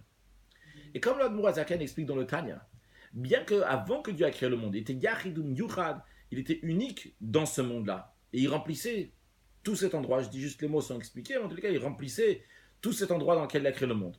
Mais après, par l'enchaînement de monde, étape par étape, finalement, Dieu, il a créé ce monde matériel. Un tarton shen, tarton le mat avimenu. Il n'y a pas plus inférieur que ce monde. Qu'est-ce que ça veut dire, il n'y a pas plus d'inférieur que ce monde? Sur quel plan il n'y a pas plus d'inférieur que ce monde? Il n'y a pas plus d'inférieur sur le plan de Hester Oroïd Barer, sur le voile de Dieu, comme il est dans ce monde. Et pourtant, bien que Dieu il était unique, et Dieu il a voulu quand même créer ce monde-là dans lequel on ne voit pas Dieu. Pourquoi? Parce que Dieu a voulu. Comme ça, Dieu l'a voulu, c'est sa volonté. Tu comprends ou pas? Dieu a voulu avoir une satisfaction lorsqu'on va courber les forces du mal dans ce monde matériel, dans lequel on ne voit pas Dieu, et dans lequel on va, dans ce monde immatériel dans lequel on va changer le mal en bien, l'obscurité en lumière. Ce qu'on va faire, ce qu'on appelle le Yitkafia et Itapra. Yitkafia courbe le mal et Itapra changer le mal en bien. Donc, en deux mots, c'est-à-dire que Dieu a voulu que l'essence de Dieu, Atzmut, va se dévoiler Batartonim dans ce monde matériel. Donc avant le monde, Dieu était déjà unique. Il n'y avait que lui. Mais il n'y avait pas de monde. Tu l'as créé un monde, et il veut que dans ce monde-là, on va retrouver Atzmut, on va retrouver l'essence de Dieu. Pour cela, pour pouvoir que Atzmut va venir dans ce monde-là, Dieu il a pris le juif. Le juif, comme il a une seule chose avec Atzmut, il est attaché avec Dieu. Il a dit, faire le travail, mais pour faire le travail, Batartonim dans ce monde-là matériel, pour que ça soit dans ce monde, on est obligé de le faire entrer dans un corps. Parce que s'il reste là-haut, il ne pourra pas faire le travail. Donc il faut le tetse. Il faut que la neshama elle sort de son vrai endroit, de sa vraie source. Qu'est-ce qu'elle est la neshama? Une chose avec Atzmut. Et venir dans un endroit où il y a oivera, où il y a des ennemis. Il y a quelque chose qui est contre, qui voile sur la divinité. Dans un endroit dans lequel tu as besoin de faire la guerre. C'est la minchama, l'oivera. Il y a une guerre ici à faire contre le Menaged. Mais pour que le Bnei Israël, le peuple juif, va faire le travail comme il faut, le travail comme il faut, c'est de faire une demeure à Atzmut, à l'essence de Dieu. Quand on dit faire une demeure à l'essence de Dieu, encore une fois, c'est pas un niveau de divinité, c'est à l'essence de Dieu. Et quand on dit à l'essence, ça doit être une vraie demeure. Parce que quand tu es vraiment chez toi, tu es entièrement tranquille là-bas. La personne qui habite chez lui, il est Bechol Atzmuto, il est là-bas à 100% dans la demeure dans laquelle il est. Et pour faire cette demeure-là, eh bien, il y a besoin que même lorsque le juif, il est tétsé, il sort, eh bien, on voit encore d'où il vient, quelle est sa source. Sa source, c'est Atzmut, c'est l'essence de Dieu. C'est-à-dire, il y a écrit qui tétsé. Il n'y a pas écrit lorsqu'il est sorti dans le passé. Qui tétsé. À l'instant même, à cet instant-là, Maneshama est en train de sortir de Atzmut. Vrai, elle est sortie il y a quelques années. Mais on doit voir à cet instant-là qui t'était. Je viens de sortir là, je suis tout frais. Je viens de prendre de Atzmut, de l'essence de Dieu. Je viens d'arriver dans ce monde. Et on le voit, on le remarque dans le travail du juif. Que par cela, le juif va pouvoir faire une demeure à Dieu. En d'autres mots, le chidouche, la particularité est que la neshama, même lorsqu'elle va venir dans le monde, elle vient ici, elle a une médecine, elle a une existence, elle est dans un corps, etc. Mais quand même, elle reste une seule chose avec Dieu. Comme d'ailleurs, on retrouve que même si quelqu'un est dans une situation extrêmement basse, il ne peut jamais se séparer de Dieu. Et c'est la raison pour laquelle, comme la neshama, l'âme, elle est toujours attachée à tout avec l'essence de Dieu, c'est pour ça aussi qu'elle a la force de faire ce chidouche, de faire cette nouveauté, de faire une demeure à Dieu ici-bas. Le Rabbi va développer encore un peu plus dans la suite. Mais tout d'abord, le Rabbi va nous dire comment on retrouve cette idée-là dans la paracha de la semaine de Kitavo, pas seulement dans Kitetse. Ce qu'on a vu pour l'instant, c'est Kitetse, c'est qu'on sort au niveau de Atzmut, l'essence de Dieu, pour venir faire à Dieu une demeure ici-bas, Betartoni. Qui est-ce qui fait cette demeure-là? Ceux qui sont liés avec Atzmut, le peuple juif. Et pour pouvoir faire cette demeure-là, il faut qu'on ressent à chaque instant comment Kitetse. Pas il faut qu'on ressent, il faut qu'on dévoile, parce que concrètement, on l'a déjà. On a déjà ce Kitetse, alors on le dévoile et on le ressent aussi. Donc ce Kitetse, à ce moment-là, on a la force de faire une demeure Betartoni à Dieu ici-bas, dans ce monde matériel. Et cette idée, on la retrouve aussi dans la paracha de Kitavo, qu'on lit juste à la suite de Kitetse. Qu'est-ce que Kitavo la arrête? La vraie place d'un Neshama, la vraie place de l'âme, c'est lorsqu'elle est chez Dieu. Kitetse, elle sort. Ok, elle sort. Mais où elle sort? Où elle va? Non seulement qu'elle sort, mais elle rentre dans la terre. Kitavo, elle va aller maintenant. Ba'aret, dans la terre, dans le niveau matériel, dans le corps, dans l'âme animale. Pourquoi? Pour que le travail va faire betartonim, le travail va être fait dans le bas, dans le haret, dans la terre. Et comme le juif fait bien son travail, et bien par cela, ça devient ha-haret, la terre, la fameuse terre, la terre de Eretz Israël. Pourquoi elle est appelée Eretz Israël? Pourquoi cette expression-là de Eretz, le Midrash nous dit? Parce que Eretz est un langage de Ratzta, elle a la volonté de faire ce que Dieu veut. Donc le juif, il fait ce qu'il faut, bien par cela, il fait cette terre-là. Ça devient une terre de Eretz Israël, une volonté. Encore plus que ça, c'est Haaretz Asher Hashem Elokera Noten Lecha Nachala, que Dieu te donne un héritage, et que d'ailleurs Noten, expression de Noten, Kolan Noten Bain Yafa Noten, lorsqu'il donne avec largesse. Lecha Nachala, que c'est qu'il donne à toi un héritage, qu'on voit dans cette terre-là, c'est un héritage de Bnei Israël, de manière que Veirishta, Veyashavtaba, qui s'installe, qui l'hérite, qui s'installe là-bas. Ça devient un endroit fixe pour les Juifs, un endroit qui est apte pour la qualité des Juifs, comme ils sont une seule chose avec Dieu. Ils font de cette terre-là qu'elle devient une dira betarton, mais devient une demeure à Kadosh Baruch dans cette terre. Donc ça, c'est le lien de kitavo, de rentrer dans la terre. Pas seulement que quitter, tu sais, je sors de ma place. Et qu'est-ce que tu fais après, une fois que tu es sorti? Eh bien, kitavo, tu rentres bien dans le haret, dans la terre, dans le gouffre, dans le corps, qu'on peut voir. Ah, ça, c'est une terre. Un juif, il a rendu cette terre-là un endroit qui veut faire la volonté de Dieu. Un endroit où Kadosh Baruch il réside. Et ça, on le retrouve aussi dans la suite de la paracha de Kitavo, qui nous parle des bikurim, des prémices. Des prémices, lorsque quelqu'un il va dans son champ et il voit donc le premier fruit qui a mûri, bien il l'entoure avec un fil, après plus tard il l'amènera au Kohen, au prêtre dans le Beth Amikdash, dans le temple. Sur le plan spirituel, qui est-ce qui est appelé bikurim? Le peuple juif est appelé bikurim par le prophète, qui bikura bereshita, que tu dis comme une première figue dont j'ai vu vos ancêtres, ou bien un autre verset qui dit Kodesh Israël Hashem Rishit Vuato, que le peuple juif c'est le début de la récolte de Dieu, c'est les prémices. Qu'est-ce que ça veut dire? Parce que par le fait que le peuple juif fait son travail comme il faut, de raffiner la terre, de faire cette demeure betartonim ici-bas dans ce monde, eh bien on voit la qualité des bénis Israël, qui sont bechor, qui sont premiers-nés, qui sont kadmoula olam, qui devancent le monde. Comment ils ont réussi à faire ça? Parce qu'ils sont une seule chose avec Dieu, comme ils sont une seule chose avec Dieu, ils sont devancés tout ce qu'il y a dans le monde, c'est ça qui leur donne la force de faire une demeure à Dieu ici-bas. Non, ne pas perdre le fil, ne pas oublier ce qu'on est en train de dire maintenant, dans les 10-15 dernières minutes.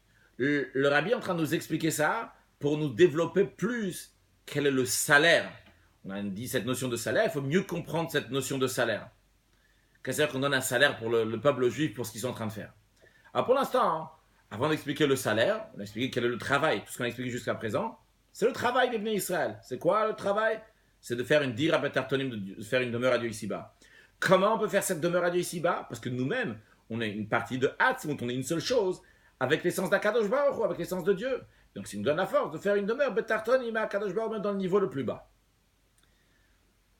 Maintenant, passons au salaire. Il y a écrit dans le Pirkei Avot, Srar mitzvah mitzvah. Le salaire d'une mitzvah, le salaire d'un commandement, c'est le commandement. Qu'est-ce que cela veut dire? L'Admor HaZaken dit dans Tanya que Srar mitzvah ya mitzvah be'atzma. Le salaire de la mitzvah, c'est la mitzvah elle-même. Qu'est-ce qui vient rajouter par ça? Alors voyons tout le contexte de ce que l'Admor HaZaken dit dans Tanya, comme le Rabbi le ramène dans la Sira. Tout d'abord, l'Admor HaZaken nous dit les choses de manière générale. Il dit, quel est le but de la création du monde? Le but de la création du monde, c'est que Dieu il a voulu avoir une demeure ici-bas. Deuxième chose, l'Admor HaZaken nous dit, quand est-ce que va se concrétiser cette demeure à Dieu ici-bas? Eh bien, il dit, Venoda, c'est connu, chez Imot HaMashiach, Befashir Ametim, Tachlit Shlemut Briat Haolam Shalkach Nivra Mitrilato. C'est l'époque messianique, et particulièrement lorsqu'il y aura la résurrection des morts, qui est une étape donc après l'époque messianique. Eh bien ça, c'est le but de la création du monde, c'est pour ça que le monde il a été créé depuis le début. Ça, l'Admor HaZaken dit dans le chapitre 36, dans la suite, dans le chapitre d'après, dans le chapitre 37. L'Admor HaZaken dit que tous ces dévoilements qu'il va y avoir lorsque Mashiach va venir, lorsqu'il y aura la résurrection des morts, dépendent de nos actions et nos travail pendant l'exil. Pourquoi? Parce que ce qui entraîne la mitzvah, c'est la mitzvah elle-même. C'est le mot qu'on a dit tout à l'heure. Comment ça? Il dit, parce que lorsqu'un juif, il fait... Okay, j'essaie de voir les notes un instant. Le mot qu'on a dit tout à l'heure, c'est Perek Lamed Tet, ici maintenant c'est Perek Lamed Zayin. Donc, pourquoi? Parce que lorsqu'un juif fait une mitzvah, par cela il amène le dévoilement de Or Ensof, de la lumière infinie de Kadosh Baruch Hu, du haut vers le bas qui va s'habiller dans ce monde immatériel. Qu'est-ce que cela veut dire? Ça veut dire que le salaire qui nous est donné, ça même c'est le travail. C'est le dévoilement divin dans le monde. J'explique. Quand quelqu'un il travaille, on lui donne un salaire. Le salaire qu'on lui donne n'a aucun rapport avec ce qu'il a fait. Si quelqu'un me sert un verre d'eau, je lui paye pour cela. Ça n'a aucun rapport l'argent que je lui donne avec le verre d'eau qu'il m'a donné. C'est deux choses complètement différentes. Par contre, la mitzvah, c'est quoi une mitzvah? Pas chaque mitzvah, chaque commandement divin, qu'est-ce qu'on fait? On amène une lumière divine ici-bas. Ce que l'Admour HaZaken nous dit,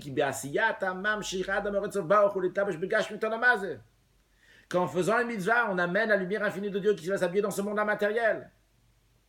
Donc, en faisant une mitzvah, j'amène la lumière divine. En faisant la mitzvah, j'amène Atzmut dans ce monde. Donc, notre rôle, c'est quoi? C'est de faire une demeure à Dieu ici-bas. Lorsque je fais une mitzvah, le salaire de la mitzvah, où on veut en arriver? On veut en arriver à faire une demeure à Dieu ici-bas. Cette demeure à Dieu ici-bas se fait maintenant, au moment même où j'ai fait la mitzvah. Le sens de la mitzvah, c'est quoi? C'est de faire à Dieu une demeure ici-bas. J'ai le salaire, j'ai fait à Dieu la demeure ici-bas. Et l'Admour HaZaken nous dit que ce salaire-là, cette finalité va être lorsque Mashiach va venir. Ce dévoilement divin de ce qu'on fait aujourd'hui va être lorsque Mashiach va venir. Alors, basé sur ça, on peut comprendre comment Beyom Otiten Srao, comment Kadosh Baruch Hu, Dieu il donne le salaire tous les jours. Chaque mitzvah que tu fais, automatiquement, tu mets une pièce à la tzedaka, eh bien, là, à ce moment-là, il y a le Gilui Or Ensof, le dévoilement divin. Il y a Atzmut, il y a Dieu qui vient, qui s'habille betartonim dans ce monde matériel. Dieu te donne tout de suite le salaire. Le salaire, il est là. Le dévoilement divin, il est là. Encore plus que Beyom Otiten Srao. Le salarié, tu le payes à la fin de la journée. Mais ici, dans chaque mitzvah que tu fais à l'instant, instantanément, dès que tu as fait la mitzvah, tu as fait le commandement, tout de suite, il y a la lumière divine qui vient. Pas besoin d'attendre après, même pas besoin d'attendre la fin de la journée. Et ça vient, donc par chaque mitzvah, dans ce sujet détaillé, le rabbi dit ici, Geoula Pratit Vekayot se basé, une délivrance personnelle, etc. Comme je le comprends, c'est-à-dire que lorsque quelqu'un il a besoin d'une certaine chose, il fait une mitzvah qui correspond à ça, tout de suite, il a ce qu'il a besoin qui correspond à cette chose-là. Il avait besoin de plus de chayut, plus de vitalité, par exemple. Il a mis une pièce à la tzedaka, ça lui rajoutait de la vitalité. Il a une geoula, il a une délivrance dans le sujet qu'il a besoin, etc. Donc, il y a une lumière divine qui lui vient direct, tout de suite, par rapport à cette mitzvah qu'il a fait. Le rabbi dit, encore très essentiel. Tu vas me dire, Gilou Yorensov, un dévoilement divin. Où il est le dévoilement divin? Alors, premièrement, le rabbi nous dit, ce dévoilement divin, il t'appartient. Il est dans ta balle, c'est toi le propriétaire. Seulement quoi? Il est fermé dans une caisse, comme ça c'est l'expression du Admour HaZaken dans l'Écoute Torah, Sagur Beteva. Imaginons, c'est pas écrit dans la Sikha, un exemple. Quelqu'un, il travaille, on lui met dans son compte en banque. C'est ton compte en banque, le compte en banque qui t'appartient. Juste que pour l'instant c'est fermé. Il faut une clé pour ouvrir. Mais en ce qui concerne le plan spirituel, donc il faut aussi ouvrir cette boîte. En attendant, tu ne l'as pas encore ouvert. Le rabbi rajoute, en plus du fait que ça t'appartient, mais en plus tu peux aussi ouvrir la boîte. Comment tu peux ouvrir cette boîte? Le rabbi dit tout simplement, le Rambam dit que chacun doit voir le monde comme une balance qui est égale des deux côtés. Si j'ai fait une bonne action, j'amène une délivrance, pas seulement pour moi, mais j'amène une délivrance pour tout le monde. J'amène la geoula, de Mashiach, la délivrance avec Mashiach. Et lorsqu'il y aura la délivrance avec Mashiach, eh bien à ce moment-là, tout ce qu'on a fait maintenant va se dévoiler, le Gilui Yorensov Baruch Hu B'olam Hazeh Hagashmi. Comme ça, l'Admour HaZaken dit, il y aura le dévoilement divin dans ce monde matériel. Et quand le prophète Ishaïa déjà le dit, que verra au Kol Basayad, que toute chair va voir que c'est la parole de Dieu qui a parlé, c'est-à-dire qu'on va voir la lumière divine dans ce monde-là. Donc, un autre mot, quand tu es en train de faire maintenant ta mitzvah, il y a la lumière divine qui est en train de venir ici. La lumière divine, elle vient tout de suite maintenant. À qui ça appartient cette lumière divine? Elle t'appartient à toi. C'est ton salaire. C'est à toi. C'est dans une caisse, c'est fermé. Tu peux l'ouvrir, fais encore une mitzvah. Tu vas ouvrir cette caisse et tu vas avoir tout ce dévoilement divin. Donc, mais tout ça, c'est Beyom Otiten Srao. Ça, il s'agit du salaire personnel, de toi, de moi, de lui, de l'un, de l'autre, chacun, parce que chacun il fait des mitzvot. Puis après, en plus de tout ça, on a aussi le salaire général. Quand on dit le salaire général, c'est pas le salaire juste personnel à chacun, mais le salaire de tout le peuple juif en même temps. Le salaire des tzadikim l'atid lavo, le machar, le kabel sram, demain, dans les temps futurs, recevoir ce salaire qui est le salaire donc global et général de tout ce que les juifs ont fait pendant l'exil. Et pas seulement de tout ce que les juifs ont fait pendant l'exil. Quand Mashiach va venir, il va encore servir Dieu. Il y a encore du salaire, et particulièrement lorsqu'il y aura la résurrection des morts. Qu'à ce moment-là, il y a tout le peuple juif qui va ressusciter. Et à ce moment-là, donc, il y aura un travail énorme. Tous les juifs en même temps, servir Dieu lors de la résurrection des morts. Et en plus de ça, à cette époque-là, le service de Dieu sera à la perfection, et l'étude de la Torah sera à la perfection, et l'accomplissement des mitzvot à la perfection. Pourquoi? En ce qui concerne la Torah, parce que lorsque Mashiach va venir, il y aura une perfection dans l'étude de la Torah, puisqu'il y aura Torah Chadash Teitze, il y aura une nouvelle dimension de l'étude de la Torah. En ce qui concerne les mitzvot, déjà en quantité de mitzvot, il y a des mitzvot qu'on ne peut pas faire aujourd'hui. Lorsque Mashiach va venir, on pourra les faire. Des mitzvot qui dépendent de rentrer en Eretz Israël, comme on dit dans la paracha de Kita, Virishta, Vyashata, Bala, Yerusha, Vishiva. Donc il faut d'abord hériter la terre d'Israël, s'installer en terre d'Israël, construire, comme les mitzvot qui dépendent de construire le Beth Hamikdash, et comme la mitzvah de Bikurim, les prémices qu'on parle dans la paracha de Kitavo. Tous ces commandements-là, on pourra les faire. Mais en plus de ça, il y aura aussi la perfection dans la qualité. On pourra faire les mitzvot qui est mitzvot retzonecha, comme la volonté de Kadosh Baruch Hu. Donc, c'est une petite pause pour expliquer ce que le rabbi veut dire ici avec l'aide de Dieu. On est en train d'essayer de voir comment dans le Kitetse on le retrouve le Kitavo. Comment dans le travail on trouve déjà le salaire de ton futur. On est en train de te dire ici, regarde. Kitetse, tu es en train de faire le travail, tu vas à la guerre, tu es en train d'œuvrer, betarton imisiba. Tu dois savoir Kitetse, tu dois savoir que tu as Atzmut avec toi. Et vu que tu sais que tu as Atzmut avec toi, et bien de deux, tu as déjà le salaire ici qui est avec toi. Le Kitavo, pas juste en train œuvrer comme Kitavo, œuvrer avec tranquillité. Ce qui est vrai aussi, ce que Rabbi a déjà dit avant, il le redira dans la suite, qu'il faut œuvrer déjà de nos jours avec le Kitavo, avec la tranquillité. Mais encore plus que ça, ici, déjà, tu vois déjà l'avenir, tu vois déjà le salaire, tu vois déjà la mitzvah, le dévoilement de la mitzvah, le schar mitzvah, le salaire de la mitzvah. Et cette mitzvah-là, cette guerre-là, c'est milchemet harshut, c'est facultatif. Le Rabbi est en train de dire ici, regarde ta source, par rapport à ta source, ce que tu fais ici, c'est facultatif. C'est vrai, quand tu es ici, tu as une obligation. Mais élève-toi, va à un niveau qui est encore plus haut. Et donc, on voit le lien entre parachat de Kitetse et Kitavo. Parce que le salaire de la mitzvah n'est pas quelque chose qui est séparé de la mitzvah. Ça fait partie de la mitzvah elle-même.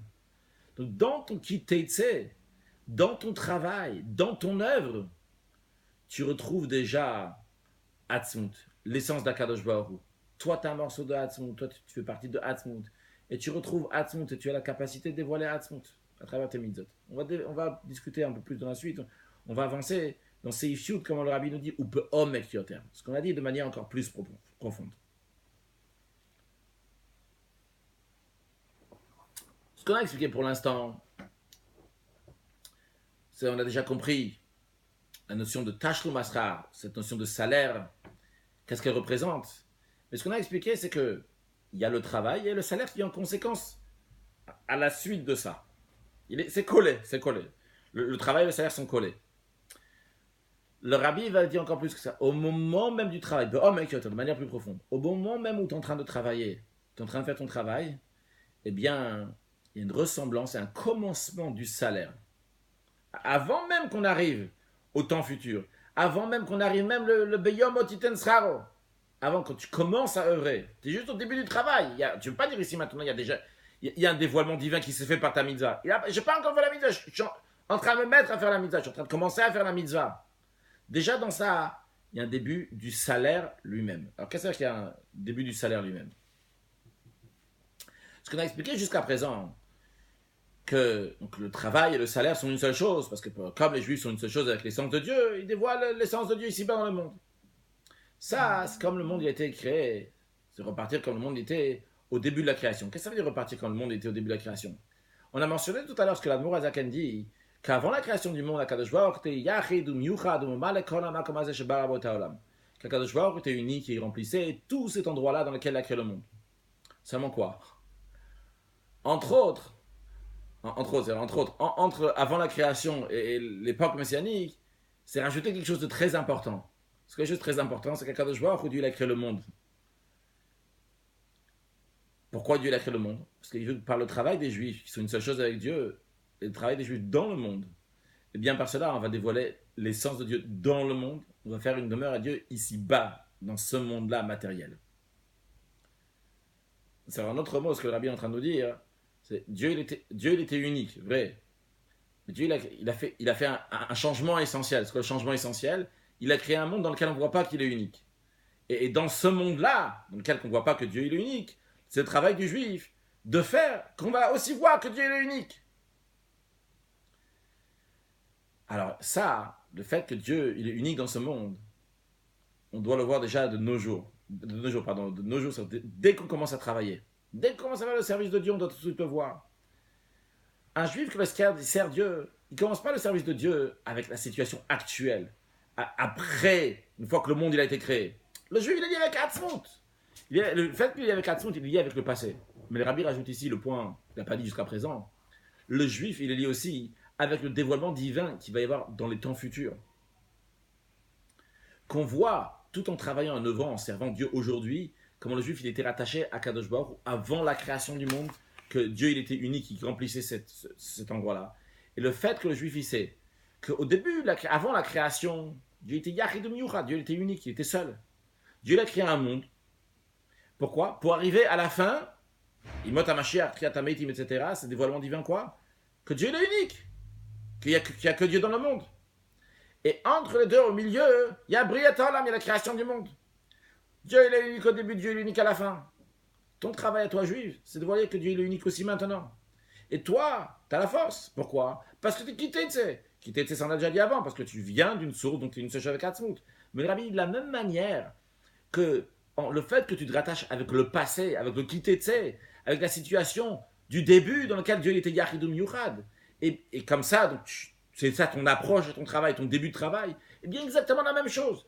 Rattache-toi au Atid, au futur. Comment Kadosh Baruch va être unique dans ce monde-là? Évidemment, c'est un très grand chidouche. C'est une nouveauté. Le fait que Dieu soit unique avant la création du monde. Non, il n'y a pas de monde, il n'y a rien qui voile sur Dieu. C'est normal que Dieu est unique.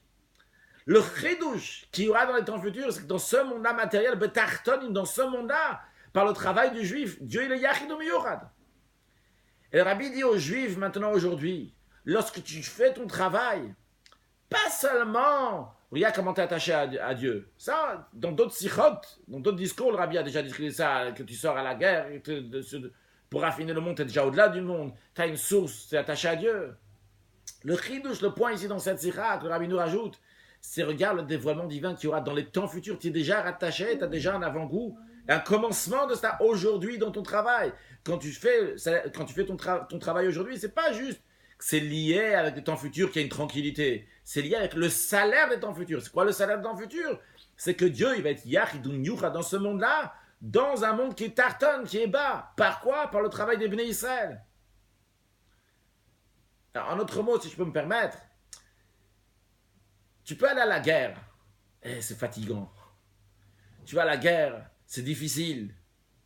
Bon, tu sais qu'à la fin, il y aura un salaire. Mais pour l'instant, c'est difficile. C'est vraiment dur. C'est pas agréable. Le rabbi te dit ici, va à la guerre, va dans ce monde-là, rigole, ris.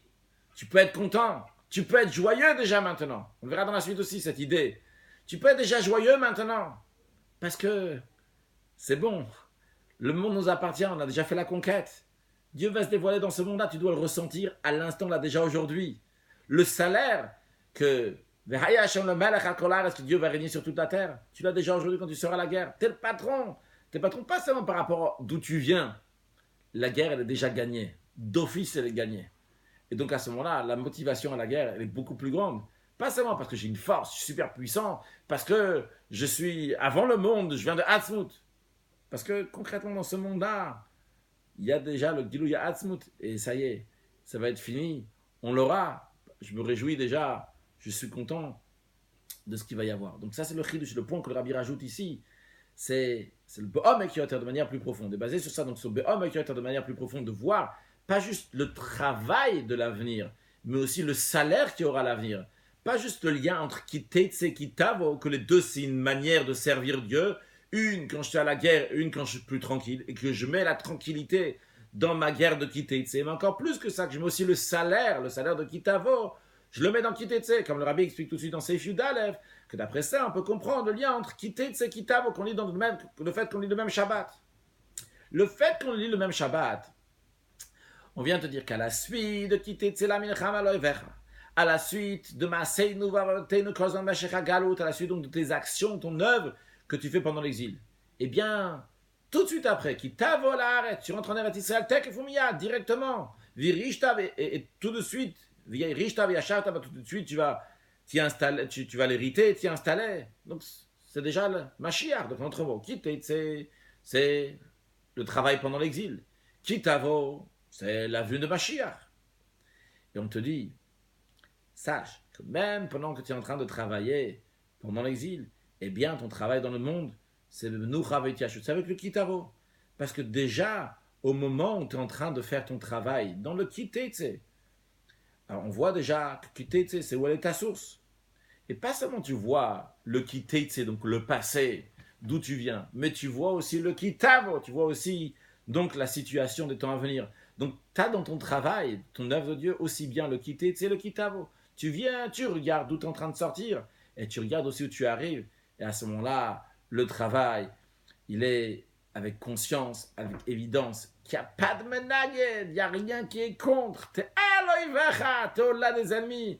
Et le but de tout ça, c'est pourquoi que Dieu il a mis cette situation-là. C'est que Dieu va te livrer dans ta main. Et encore plus que ça, pas juste va te livrer dans ta main, Veshavita Shilyo. Dans la suite du verset, il y a écrit, tu vas prendre ces captifs, ce sont les captifs de l'ennemi. À quoi ça fait référence, ces captifs des ennemis? Alors, juste avant de continuer, une petite introduction. Lorsque Dieu il a créé le monde, il a créé aussi des mondes spirituels. Et dans les mondes spirituels, il y a ce qu'on appelle des orotes et des kelim, des lumières et des réceptacles. Par exemple, c'est bien dans le monde de Hatzilut, Bria, Yetzira, Asiya qu'on a mentionné tout à l'heure, il y a 10 sphères. Chacune de ces sphères, par exemple, on va prendre la sphère de Chesed de bonté, et il y a la lumière de bonté, il y a le Or à Chesed, et il y a le Kli à Chesed, le réceptacle de la bonté. Donc il y a des lumières et il y a des réceptacles. Évidemment, c'est une image. Il y a un monde qui s'appelle le monde de Tohu. Le monde de Tohu, Tohu, on va traduire en français, dans lequel Dieu a fait des grandes lumières, ce qu'on appelle Orot Merubim, des lumières, quand on dit grandes, ça veut dire extrêmement fortes, et des Kelim Muatim, des réceptacles qui étaient petits. Et vu que les réceptacles étaient trop petits pour recevoir ces lumières qui étaient très fortes, imaginons donc de l'eau bouillante dans un verre en cristal, ou de l'eau gelée dans un verre en cristal, ce qui va se passer, le réceptacle qui va se casser, il ne va pas pouvoir recevoir. Donc c'est ce qui s'est passé dans ce monde. Et évidemment, ce n'est pas une erreur, ce n'est pas un dysfonctionnement dans la création du monde. Dieu il a prévu ça. Dans le monde de Tohu, il y a eu Shvirat HaKelim, les réceptacles se sont cassés. Et on dit qu'il y a, on dit c'est la réalité, quand on dit c'est ce qui est écrit, donc c'est la réalité, qu'il y a Rapach Nitzotzot, il y a 288 morceaux, donc Nitzotzot qui donne des étincelles aussi, qui sont tombés dans les mondes en dessous le monde de Tohu. Les mondes qui sont en dessous s'appellent le monde de Tikkun, le monde dans lequel on doit arranger les choses. Et en effet, donc notre travail, parce que dans ce monde-là matériel dans lequel on est là pour faire le Bilur Nitzotzot, pour raffiner ces étincelles divines qui se trouvent dans la matière. Alors quand ces étincelles divines, ces 288, ces Rapach Nitzotzot sont tombés dans la matière, ils sont les Shavita Shivyo, ils sont trouvés emprisonnés dans les choses matérielles de ce monde-là. Mais par le travail des Béni Israël, eh bien, les Shavita Shivyo, par le travail des Béni Israël, on reprend ces lumières de Tohu. Ces lumières de Tohu qui sont au-delà des lumières de Tikkun, que d'ailleurs, Tohu et Tikkun, ça représente aussi bien Esav et Yaakov. Tohu, ça représente Esav, donc ce qui après tombe dans le monde matériel, et il y a Yaakov qui représente le monde de Tikkun qui est en train d'arranger ce monde matériel. Et donc, par le travail du juif, on prend ces lumières de Tohu et on les prend, Veshavita Shivi, on prend ces captifs-là, on les ramène à leur source. Et d'ailleurs, comme on le retrouve dans la suite de la paracha, il y a écrit, quelques versets après, dans la paracha de Kitetse, il y a écrit Vehaya ben abechor la snia, que le premier-né va être pour la femme qui est détestée. Ça, on parle de quelqu'un donc, qui avait deux femmes, et donc la première femme, elle avait un fils donc, qui est désagréable. Le mari, il n'aime pas la première femme, et c'était elle le premier-né. bien, le Ben Abechor, le premier-né, c'est la Snia, celle qui est détestée, ça ne change pas, c'est le premier-né, c'est le premier-né, c'est lui le premier-né. Maintenant, sur le plan spirituel, Snia, celle qui est détestée, donc c'est les sujets qui sont descendus dans le monde matériel. Le mot exact, Snia, et il n'y a pas que dans le monde matériel, il écrit les Umadze, les choses qui sont de l'autre côté. Mais l'idée, c'est les choses, comme je le comprends en tout cas, c'est les choses qui sont dans le monde. C'est Birura l'Umadze, c'est raffiner les choses matérielles. Donc ça, c'est les Snia. Donc ce qui est détesté. Ces choses-là qui sont détestées, on s'en occupe, on a affaire avec eux. Et ces choses-là, ils deviennent Ben Abechor. Ils deviennent le premier-né. Ça veut dire ils viennent à un niveau très très haut. Pourquoi? Parce que c'est la lumière de Tohu. Le monde de Tohu, il est plus haut que le monde de Tikkun. Il était avant le monde de Tikkun. Et ces lumières-là, donc qui sont très très fortes, eh bien, ces Bechor-là, on les prend. Donc, bien qu'ils sont Snia, on les monte, on dévoile donc le Bechor. Encore plus que ça, pas juste la lumière de Tohu. On dévoile dans le monde la vraie existence du peuple juif. Qu'ils sont tout à fait au-delà de Tohu même. Pourquoi? Comme le Rabbi l'explique dans la note, il ramène le commentaire de Rashi dans la paracha de Toldot, en ce qui concerne Esav et Yaakov. On sait que lorsque ces jumeaux, Esav et Yaakov, sont sortis du ventre de leur mère, Esav est sorti en premier et Yaakov est sorti en deuxième. Le monde de Tohu passe avant le monde de Tikkun. Mais le commentaire de Rashi nous dit, lorsque tu mets, on va dire, deux billes dans un caillou, eh bien, tu mets la bille numéro 1 et la bille numéro 2, la bille numéro 2 va sortir avant la bille numéro 1. Mais en vérité, c'est laquelle qui est numéro 1? C'est celle qui va sortir en deuxième. Mais elle était en première lorsqu'elle est rentrée dans le tuyau. Donc la même chose aussi. Vrai que Esav, dans le monde, dans le Seder Ishtal Shelut, Esav vient avant Yaakov. Le Tohu vient avant le Tikkun. Mais qu'est-ce qui est plus haut vraiment? C'est Yaakov. L'existence des Bnei Israël, comment ils sont au-delà du monde de Tohu, comment ils sont au-delà du Tzimtzum, comme on l'a dit avant, donc au-delà de la contraction de la lumière de Dieu, comme ils sont avant la création du monde. Et ça se dévoile dans le monde.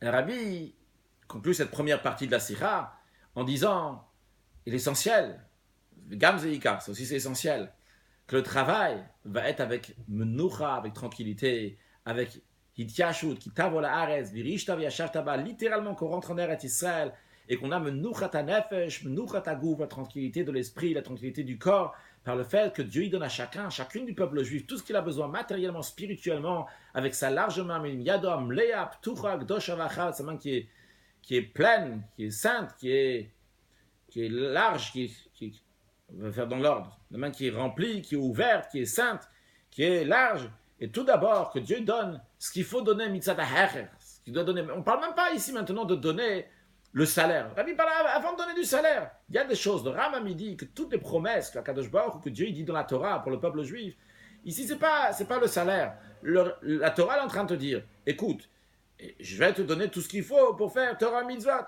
Je vais t'enlever la maladie, la famine, les guerres, etc. pour que tu puisses faire Torah Mitzvot qu'il faut. Je vais te donner aussi tous les moyens qu'il faut, les choses qui nous renforcent. Donc tu vas voir la satiété, tu vas avoir donc la santé, non, il dit la paix, et beaucoup d'argent et d'or. Donc ça, le Rabbi dit que Dieu donne à chacun, à chacune, avec cette menoucha, cette tranquillité, ça c'est seulement une introduction pour pouvoir faire le travail. Mais on ne parle pas du travail lui-même. Mais en plus de ça, Dieu il donne aussi ce qu'il doit donner en tant que salaire, ce qu'il doit donner la hayom, la sotam, même qu'on est en train de faire. Pas le salaire qu'on aura dans le temps futur, le salaire déjà d'aujourd'hui, que Beyom Otiten Scharo, le jour même Dieu donne le salaire, et pas seulement un salaire spirituel, même si c'est un Gilou Yorensa, c'est un dévoilement divin, mais du salaire, mais matériel, qui ressemble d'ailleurs au salaire qui va avoir lorsque Mashiach va venir. Il y a écrit qu'à cette époque-là, quand Mashiach va venir, il n'y aura ni guerre, ni famine, etc., parce que le bien sera en abondance, et les délices seront retrouvés comme la poussière. Et ça, tout ça c'est des choses matérielles. D'ailleurs, le repas aussi de Shorabar, de Léviathan, sur Léviathan, Shoraba, Yaina Meshumar, etc., qu'il va y avoir lorsque Mashiach va venir, c'est un repas qui est matériel. Et toute cette abondance matérielle, d'où elle vient, elle découle du spirituel, du dévoilement divin infini qu'il y aura lorsque Mashiach va venir. Donc, de la même manière que Mashiach va venir, il y aura un grand dévoilement divin, ce grand dévoilement divin va amener des choses matérielles. Le Rabbi nous dit, et nous bénit, chacune de nous, qu'Hachem il donne tout ce qu'il y a besoin, aussi bien en tant que préparation, aussi bien après qu'on a fait quelque chose de bien, car en plus du Or En Sof, du travail spirituel, qu'il y a aussi des choses qui sont matérielles, le Chaim. Donc ça, c'est la première partie de la Sikha, dans laquelle le Rabbi a répondu aux questions, chose qui avait l'air contradictoire, comment on lit Kittetz et Kitav en même temps. En effet, parce que le Kittetz, donc c'est lorsque on va faire la guerre, cette guerre-là, elle est faite avec une Ityashut, avec une tranquillité, que ce soit sur le plan matériel, que ce soit sur le plan spirituel. On goûte déjà, on commence déjà avec le salaire des temps à venir. Dans la deuxième partie de la sikha, le rabbi nous dit la chose suivante. Tout ce qu'on a dit maintenant, on va le lier aussi avec la période dans laquelle on se trouve. On se trouve dans le mois de Elul. On sait que toutes les parachiotes, donc on lit les sections de la Torah, elles sont liées avec les fêtes dans lesquelles ils se trouvent. En l'occurrence, donc nous, c'est le mois de Elul. Le mois de Elul, c'est le dernier mois de l'année dans lequel on fait un cheshbon tzedek, on fait un bilan, comment l'année précédente s'est passée. Et le but, c'est pour arranger et finir, et compléter, donc à arranger toutes les choses de Torah, Tefila et Tzedaka, d'ailleurs les initiales du mois de Elul. Il y a des initiales aussi bien pour l'étude de la Torah, c'est Inaleya Dove Samti Lecha, je ne vais pas expliquer maintenant. Tfila, c'est Ani le Dodili, Gimil Utrasalim, c'est Ish Lereo, Matanot Lavionis, c'est 3 piliers sur lesquels le monde tient. Donc tout ça, on doit arranger pendant le mois de Elul. Combien de Torah on a étudié, combien de prières on a fait, combien de charités on a donné. Et tout ça, on le fait par le travail de Teshuvah, de se repentir, de se rapprocher de Dieu. Et d'ailleurs, dans la paracha de Kittetz, on retrouve ça aussi. Il y a écrit, à propos de la femme de belle apparence, il y a écrit où Bartha et Avi avait Imayerchem, que va pleurer son père et sa mère pendant 30 jours. Et le Harizal, il dit dans son livre L'écoute Torah, que ça fait référence à la Neshama. Donc il va pleurer Dieu pendant 30 jours. Il dit pendant 30 jours, les 30 jours, c'est 30 jours du mois de Teshuvah. Donc il y a le mois de Elul. Juste une parenthèse, c'est pas écrit dans la Sira évidemment ici. Et ici le rabbi il ramène ça, donc ce L'écoute Torah qui va pleurer donc pendant le mois de Elul. Je tiens à souligner qu'à plusieurs autres occasions, le rabbi il a dit que dans notre époque, la Teshuvah doit être faite avec joie. Continuons ce que le rabbi dit dans la Sira ici. Donc on a dit pour l'instant Torah, Tfila et Tzedaka. Et quatrième chose, donc par la Teshuvah. Le rabbi dit par cela on arrive à la Géoula, on arrive à la délivrance. Et ça aussi on le retrouve dans la paracha de la semaine, à propos justement de cette femme de belle apparence, il est écrit qu'après tu vas avoir un rapport avec elle, elle va devenir ta femme. Cette notion-là que tu vas avoir un rapport avec elle, elle va devenir ta femme, ça fait référence à ce qui concerne le peuple juif et Dieu. Le peuple juif, c'est la femme de Dieu. Et il y a écrit que lorsque Mashiach viendra, le peuple juif va appeler Dieu Ishi, mon mari. Et comme il est écrit dans le Midrash, que l'imot à Mashiach, lorsque Mashiach va venir, Iyunisuin, ça va être le mariage de peuple juif avec Akadosh Baruch Hu, comme il y a écrit dans l'Haftara de Parashat Kittetz, qui voit Allah et Chosaïr, littéralement, qui veut dire celui qui a un rapport avec toi, celui qui te fait. Donc c'est le lien, le rapport de mariage entre le juif et Akadosh Baruch Hu. Donc ça, c'était pour dire que le mois de Elul, il a la première partie qui est là pour arranger les sujets du mois de Elul. On a dit Torah, Tfilat, Tzedaka, par Teshuvah qui amène la Géoula, le mariage à Kadosh Baruch Hu. Et la deuxième partie, le rabbi nous dit, c'est la préparation pour le travail de l'année à venir. D'après cela, vu que le mois de Elul, il a aussi bien l'année qui est passée et le travail de l'année à venir, le rabbi nous dit, l'année passée, on a travaillé, on a fini le travail l'année passée. Tu as fini le travail l'année passée, qu'est-ce qu'il y a? Ça, il y a le salaire. Il y a le salaire, donc ça, c'est lié avec le kitavo, avec les temps futurs. D'un autre côté, le mois de Elul, il a aussi, on se prépare pour l'année à venir, pour le travail de l'année à venir. Ça, c'est le kittetze, c'est le travail, c'est œuvrer. Donc, dans le mois de Elul, on a aussi bien le kittetze par rapport à l'année à venir. Donc, on va travailler. On a aussi bien le kitavo, le salaire, vu de l'année qui est passée. Le rabbi nous dit, ça, c'est lié aussi avec le nom de Elul. Le nom de Elul, c'est Ani le Dodi ve Dodili. Je suis à mon bien-aimé est à moi. La notion de Ani le Dodi, que moi je vais mon bien-aimé, c'est-à-dire que d'abord, moi je commence mon travail. C'est l'Itarut Adiletata, c'est l'éveil du bas, c'est le travail du juif, qu'à part son travail, il arrive dès que le début de son travail déjà. Ani le Dodi. Déjà là, on retrouve déjà la fin de son travail, puisque le Ani, il va se marier avec Dodi, que le juif, il va se marier avec Dieu, que le peuple juif et Dieu qui sont donc la femme et l'homme vont se retrouver ensemble. Donc, c'est-à-dire que déjà, donc, on commence le Ani et Dodi. C'est juste il est en train de commencer à travailler. Mais on voit déjà ici le lien entre Ani et Dodi. On a déjà le salaire qui va avoir lorsque Mashiach va venir, le mariage entre Akadosh Baruch Hu et les Bnei Israël jusqu'à que Vehayu le Basar Echad, jusqu'à lors d'un mariage, il est écrit l'homme et la femme se marient. À la suite de ça, Vehayu le Basar Echad, ils vont être une seule chair. Cela fait référence avec le fait que l'on va voir comment les Juifs Israël, le Bnei Israël, le peuple juif sont une seule chose. Et ça, cette notion de mariage entre le peuple juif et Dieu, on retrouve aussi dans le Ani, le Dodi, Vedodili. Parce que si on prend chaque lettre de la fin du mot Ani, le Dodi, Vedodili, chaque fin de mot, c'est le Yud. Yud, c'est la valeur numérique de 10. Donc, puisqu'il y a Ani, le Dodi, Vedodili, donc ça fait 4 fois Yud, ça fait 4 fois 10, donc ça fait 40, ça fait référence. Donc aux 40 jours qui commencent à Rosh Chodesh Elul et qui se finissent à Yom Kippour. C'est les 40 jours que Moshe Rabbeinu était sur la montagne pour la troisième fois, dans lequel il est revenu avec les troisième table de la loi. Et le jour, avec le deuxième table de la loi, et Yom Kippour, c'est Yom Khatunato. Il y a écrit que c'est le jour de mariage d'Akadosh Baruch Hu avec les Bnei Yisraël, le jour où il a donné les Luchot, jusqu'à la perfection de ce mariage qu'il y aura lorsque Mashiach va venir.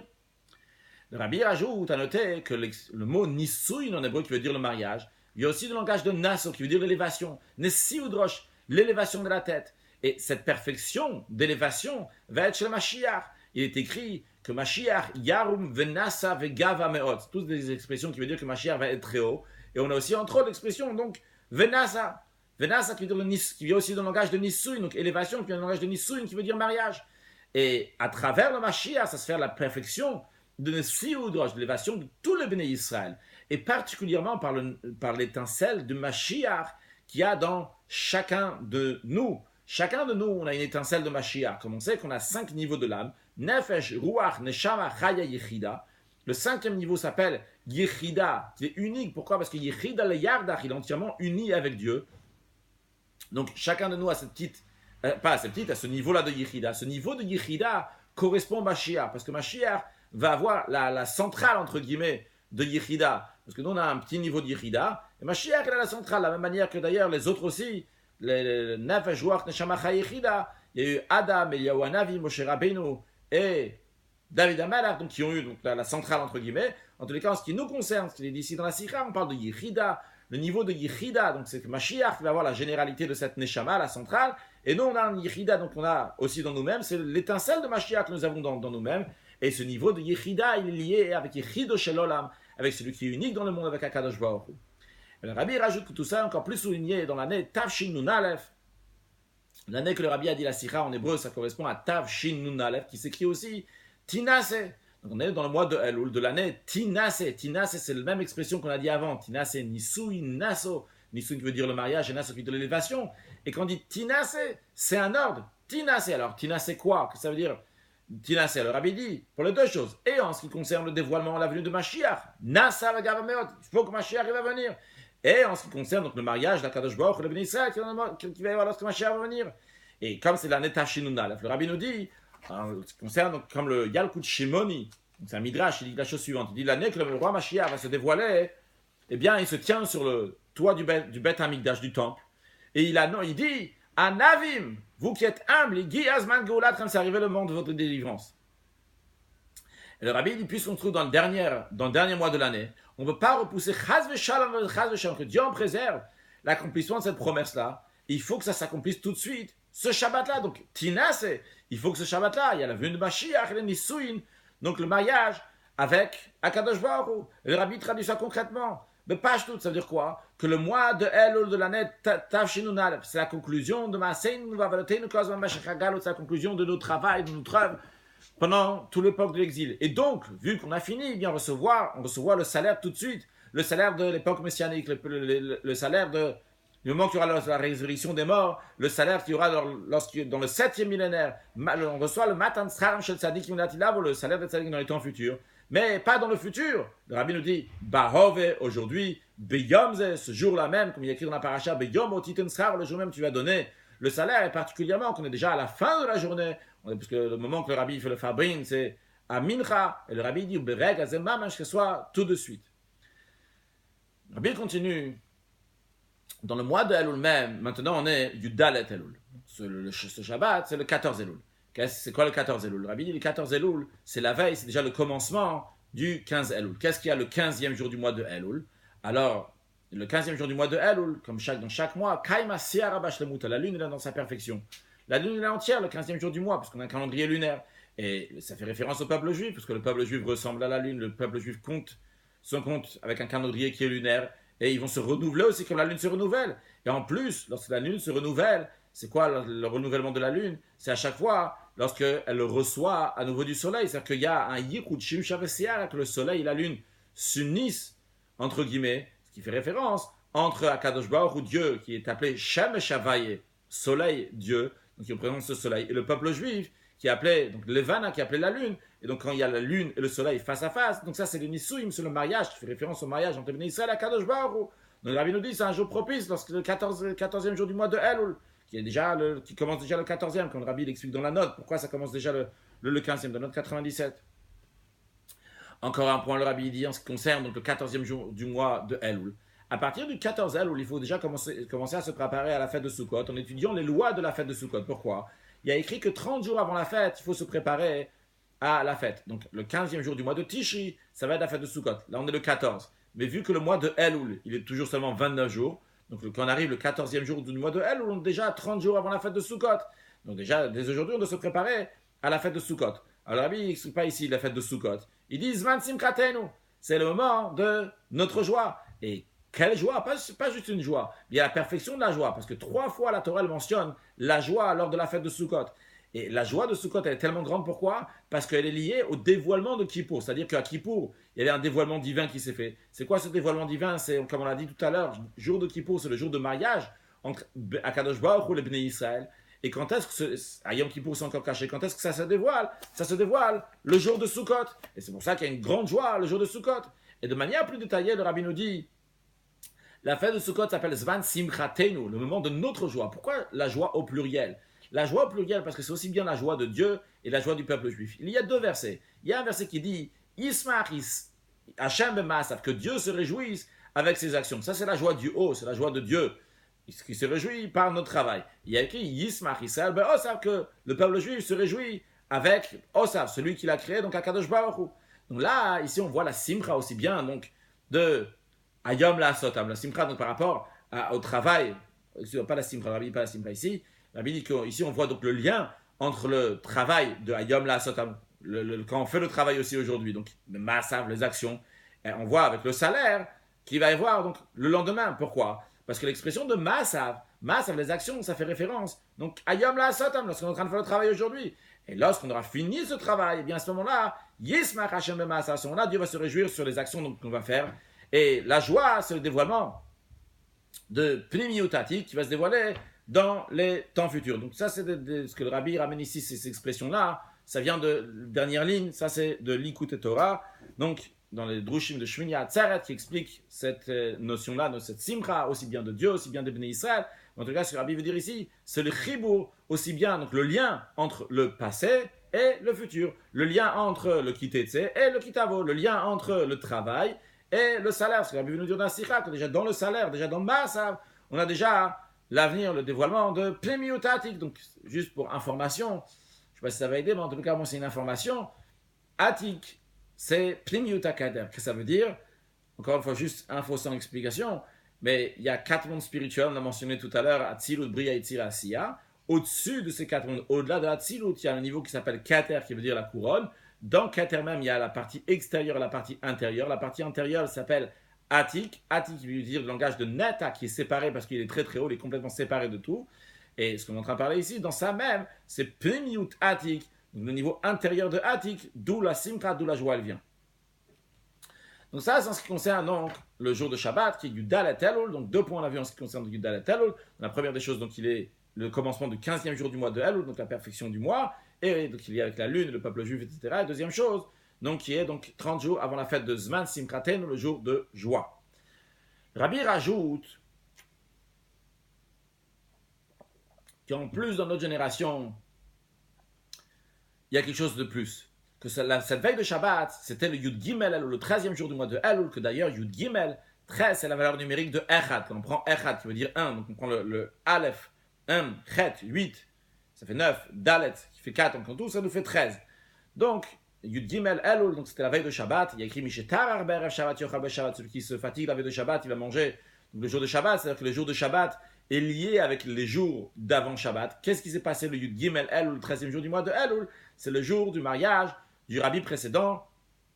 Donc le rabbi dit Dushat Mori Vechami Admon, donc le rabbi chef de la génération, donc il s'est marié le 13e jour du mois de Elul, et quelques jours avant ça, donc Kame Shabta, l'expression que le rabbi emploie, Kame Shabta, avant le Shabbat, ça vient de l'expression de la Gemara qui dit que mercredi, jeudi, vendredi, s'appelait Kame Shabta, avant Shabbat. Donc le mercredi, c'était le 11e jour du mois de Elul, et c'est le jour de mariage du père du rabbi précédent, le 5e rabbi de Chabad, le rabbi Rachab. Donc il s'est marié le 11e jour du mois de Elul. Et à la suite de ça en plus, donc le rabbi, il faut dire la particularité qu'on a ce Shabbat-là, qui vient donc la suite du 13 Elul, du Dalef Elul, et que, donc c'est le rabbi précédent, c'est le fils du rabbi Rachab, c'est Bnom, c'est son fils, Malem Komo, qui a pris sa place, son fils unique. Et là, comme le rabbi dans la note, il explique qu'il n'a pas besoin un roi, on n'a pas besoin de oindre le fils du roi, si c'est évident que c'est lui le roi, donc faisant référence au rabbi précédent, que c'était fils unique du rabbi Rachab.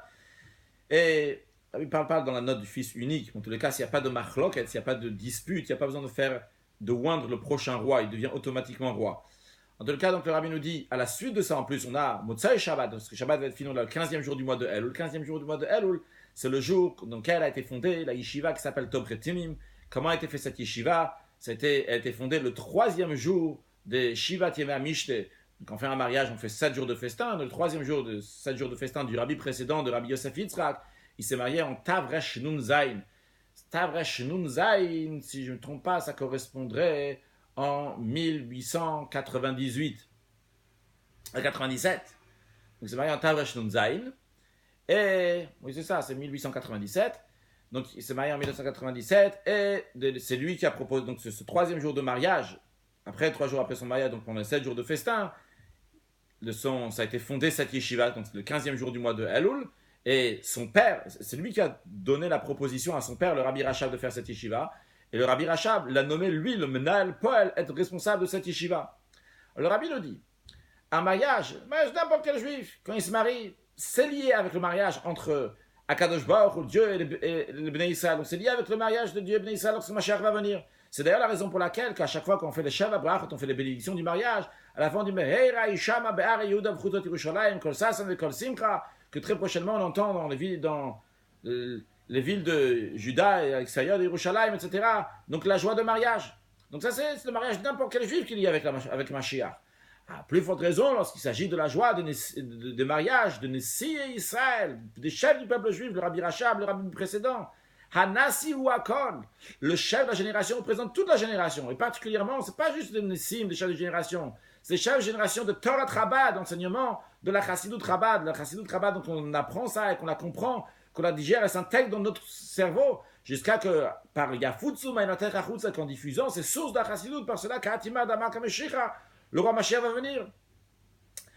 Donc ça, c'est un mariage de Nessim, Nessi et Chabad, et particulièrement, le rabbi nous dit, lorsqu'il s'agit de mariage du rabbi précédent, Rabbi Yosef Yitzhak, à la suite de ça, à la suite de son mariage, et en même temps que son mariage, on a fondé la yeshiva de Tomchet Tmimim. Quelle est la particularité de cette yeshiva?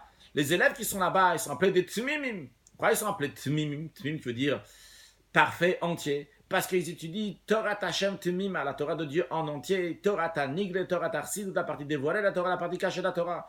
Et pas seulement ça, mais en plus, ils apprennent les sujets de Chassidut, comme on apprend des sujets talmudiques. On apprend un sujet talmudique, on le décortique bien, il y a tout ce qu'on appelle une suga, un sujet avec des questions, des réponses, un développement. Et comme ça, on apprend cette Chassidut-là, de manière que le cerveau de l'être humain s'unit avec cette étude-là. Et on sait, lorsqu'on étudie quelque chose, alors l'union qui se fait de manière intellectuelle lorsqu'on étudie la Torah, c'est un yichud nivla shan yichud kamo, c'est une union exceptionnelle, même pas comme l'union qu'on a dit tout à l'heure, vahayu le basarechad, que lorsqu'il y a un mariage, après ils deviennent une seule chair, c'est une union qui est encore plus forte. Et le fait d'étudier ça, de la chassidut d'une telle manière, et comme les tzmimim, bien ça c'est une ressemblance à la situation des Yimot HaMashiach, l'époque messianique, que Iyu Kol Israël Chachamim Dolim V'yodim Dvarim Astumim V'yasigud Ad Boram, le Ram dit que Mashiach va venir, le peuple juif ont des grands savants, on va apprendre des choses cachées, ça c'est lorsqu'on apprend la Chassidut Chabad, et qu'on s'unit avec ça. Et ces tzmimim là, ils sont appelés par le Rabbi Rachab, ils sont appelés Chayal Ben David, les soldats de la maison de David. Pourquoi? Comme le Rabbi Rachab explique, parce qu'ils vainquent, ils réussissent dans leur guerre, dans la situation, ce qui a écrit à la fin du psaume 89, Cherfouik votre Meshirach, il y a certains qu'ils méprisent, ils insultent, on va dire, Ik votre Meshirach, le talon de Mashiach. Et le Rabbi Rachab dit que les tzmimim, eux, ils vont faire cette guerre-là. Et le Rabbi dit, ils vont faire le dévoilement et la venue de Mashiach ben David, de manière, comme il y a écrit à la fin du psaume 89, Baruch Hashem le Olam, Amen ve Amen. Que Dieu soit béni, le Olam, à l'éternité, Amen ve Amen. Non, le Rabbi dit, cette période-là qui est écrite à la fin du psaume 89, le Rabbi ne dit pas clairement quoi, mais d'après ce qu'on comprend, cette situation de Cherfouik votre Mashiach, qu'il y en a certains qui insultent les talons de la venue de Mashiach, le Rabbi dit, on a fini cette période-là. Parce qu'après 40 ans depuis la Histalk, ou depuis que le rabbi précédent a quitté ce monde, tout ce qu'on a fait pendant ces 40 ans-là, on a fini cette période-là, et maintenant on est dans le psaume 90. Le rabbi évidemment fait référence à son psaume à lui, à cette époque-là, lorsque le rabbi a dit la sikha, le rabbi avait 89 ans. Il dit maintenant dans le psaume 89, sa conclusion c'est que le plaisir de Dieu soit sur nous, que nos actions vont être établies. Et comme Moshe, c'est une bénédiction que Moshe Rabbeinu il a dit que la Shrina, la présence divine, va être dans vos mains, va être avec vous. Ça, on parle plus maintenant du travail, de la guerre, de Ikvot Meshichecha, Ikvot Meshichecha. Donc ce qui insulte la vie de Mashiach, le rabbi dit on est déjà maintenant dans le salaire sur Maaseinu Vavodatenu, sur notre travail. Là, le rabbi conclut la sira avec tachlis concrètement, les enseignements qu'on doit prendre concrètement de tout ce qui a été dit. Amas et waïkar, l'action c'est l'essentiel. Le rabbi va nous dire 3 choses. Et à chaque fois, chacune de ces 3 choses-là, le rabbi dit de diffuser dans tous les endroits. La première des choses que le rabbi dit qu'il faut diffuser de partout, c'est quoi? Qu'on se trouve à la conclusion de si on veut chotem maaseinu vavodatenu, on se trouve à la conclusion de nos actions, de notre travail. Ça y est. C'est la conclusion de Kitetse la milchama loivera. À partir de Kitetse, conclu. Maintenant, on est au début de la période du salaire. Matan scharam shel tzadikim. Le salaire pour les tzadikim. Le kitavo. Virish tav yashav tabak. Tu viens en Eretz Israël, tu t'installes en Eretz Israël. Et donc, vu qu'on se trouve dans cette période-là, en fonction de ça, doit être aussi le travail. Dans un travail qui est lié avec quelque chose de Mashiach. Commençons par l'étude de la Torah. Étudier la Torah dans les sujets de Mashiach, dans les sujets de la délivrance, dans les sujets du temple. Le rabbi essentiellement aussi, comment étudier, comment faire les choses avec menoucha, avec yitiashut, avec tranquillité, besimcha tout levav, avec joie et bon cœur, particulièrement en faisant des fables. Le rabbi dit, ça inclut aussi donc faire des fabring de joie, et particulièrement, c'est lié avec les joies de mariage, et particulièrement donc avec la joie des 7 jours de festin qui viennent après, ce qui inclut aussi, le rabbi rappelle, la coutume juive, lorsqu'on fait un mariage, qu'il y a aussi un repas pour les pauvres qui est fait avec le mariage. Et le rabbi dit que ça, c'est une ressemblance à l'époque à venir, qu'on fait tout ça avec joie et tranquillité, etc. C'est une ressemblance à l'époque à venir, qui a écrit Az imal esrok pinu. Az veut dire, alors, quand Mashiach viendra, imal esrok pinu, on va être joyeux. Mais le rabbi de notre génération, que le chef de la génération, son deuxième prénom, le rabbi fait référence à son beau-père, Rabbi Yosef Yitzhak, son deuxième prénom, c'est Yitzhak. Yitzhak fait référence sur le tzrok, la joie. Eh bien, et c'est le 8e, en plus c'est le 8e rabbi depuis le Baal Shem Tov. Et Az, quand on prend le mot Azimale, que lorsque Mashiach viendra, on aura la joie, Az, si on prend le Aleph et le Zayin, ça fait 8. Un rabbi dit, Azimale Esrok Pinu, Az, maintenant la 8e génération, ça y est, le rabbi précédent, eh bien, Yimal Esrok Pinu, pas dans l'avenir qu'on va se réjouir, mais dès maintenant, Yimal Esrok Pinu, qu'on est joyeux. Donc ça, c'est le premier point que le rabbi dit diffusé. Maintenant, le travail à Maaseinu Vavodatenu, fini. Maintenant, c'est le moment de Tashlo Masachar, c'est l'avenir. Et tout ça, faire les choses avec tranquillité, avec joie, joie de fabringen, joie de mariage, etc. Deuxième chose, le rabbi nous dit, de diffuser dans tous les endroits la mission particulière de Tom Chrétien de la Yeshiva qu'on a mentionné avant, qui continue, qui œuvre dans tous les coins du monde de manière de Nerot le Haïr, de manière qui sont là pour des bougies pour éclairer. C'est l'expression qu'il y a à propos des teams de ces élèves-là qui sont là pour éclairer. Qu'est-ce que ça veut dire concrètement? En plus du fait que chaque maison juive doit être une maison de Torah, de Tfila, de Tzedaka, comme le rabbi a expliqué à plusieurs occasions. En plus de ça, chaque maison juive doit être comme Tom Chetmim, comme cette yeshiva. Comment ça? Le rabbi nous dit, en plus d'étudier la Torah, aussi d'étudier la Chassidoute. Troisième chose, le rabbi nous dit, de diffuser partout, de faire des efforts, je pense que vous traduire les efforts, de donner les besoins de la fête pour les nécessités, pour qu'on puisse, qu'on est 30 jours avant la fête, puisse se préparer à la fête avec Simcha avec tout Levav, et qu'il puisse se préparer pas seulement à la fête donc, de Sukkot, donc, qui va être dans 30 jours, mais aussi dans 2 semaines, il y a la fête de Rosh Hashanah, qui puisse faire bien comme il faut, qu'il y a écrit à propos de Rosh Hashanah, Ichlu Mashmani, Mushtu Mamtaki, manger des choses qui sont douces, et vu des choses qui sont Mamtakim. Aujourd'hui, on dit friandises, c'est pas juste. Donc, des choses qui sont douces en tout cas. Mashmanim, on va traduire comme ça. Mashmanim par des choses qui sont graisseuses, qui sont bien. Mashmanim, bon, qui sont huileuses. Et mamtak, c'est des choses qui sont délicieuses, qui sont bonnes, qui sont douces. À propos de Rosh Hashanah écrit, envoyez donc cette expression-là et envoyez des mets à ceux qui n'ont pas. Le rabbi finit avec la bénédiction. Que Dieu fasse, que le fait de parler de tout ça, les bonnes résolutions qu'on va prendre tout ça, on va mériter tout de suite, qu'Akadosh Baruch Dieu va donner à chacun, à chacune tout ce qu'il a besoin, avec sa main qui est remplie, qui est ouverte, qui est sainte, qui est large, à plus forte raison que Dieu va donner la chose la plus essentielle, la Geola, Mitid Vashtema, le Mashiach, Tzidkenu, la délivrance par le Mashiach. Et comme on dit dans la paracha qu'on y a Mincha, qui t'avola, tu vas entrer en Eretz Israël, Veirishta, Veyashavta, tu vas l'hériter, tu vas t'y installer, et que ça soit tout de suite, qu'on n'a pas besoin, comme c'était à l'époque, on a attendu 14 ans pour rentrer en Eretz Israël, mais tout de suite.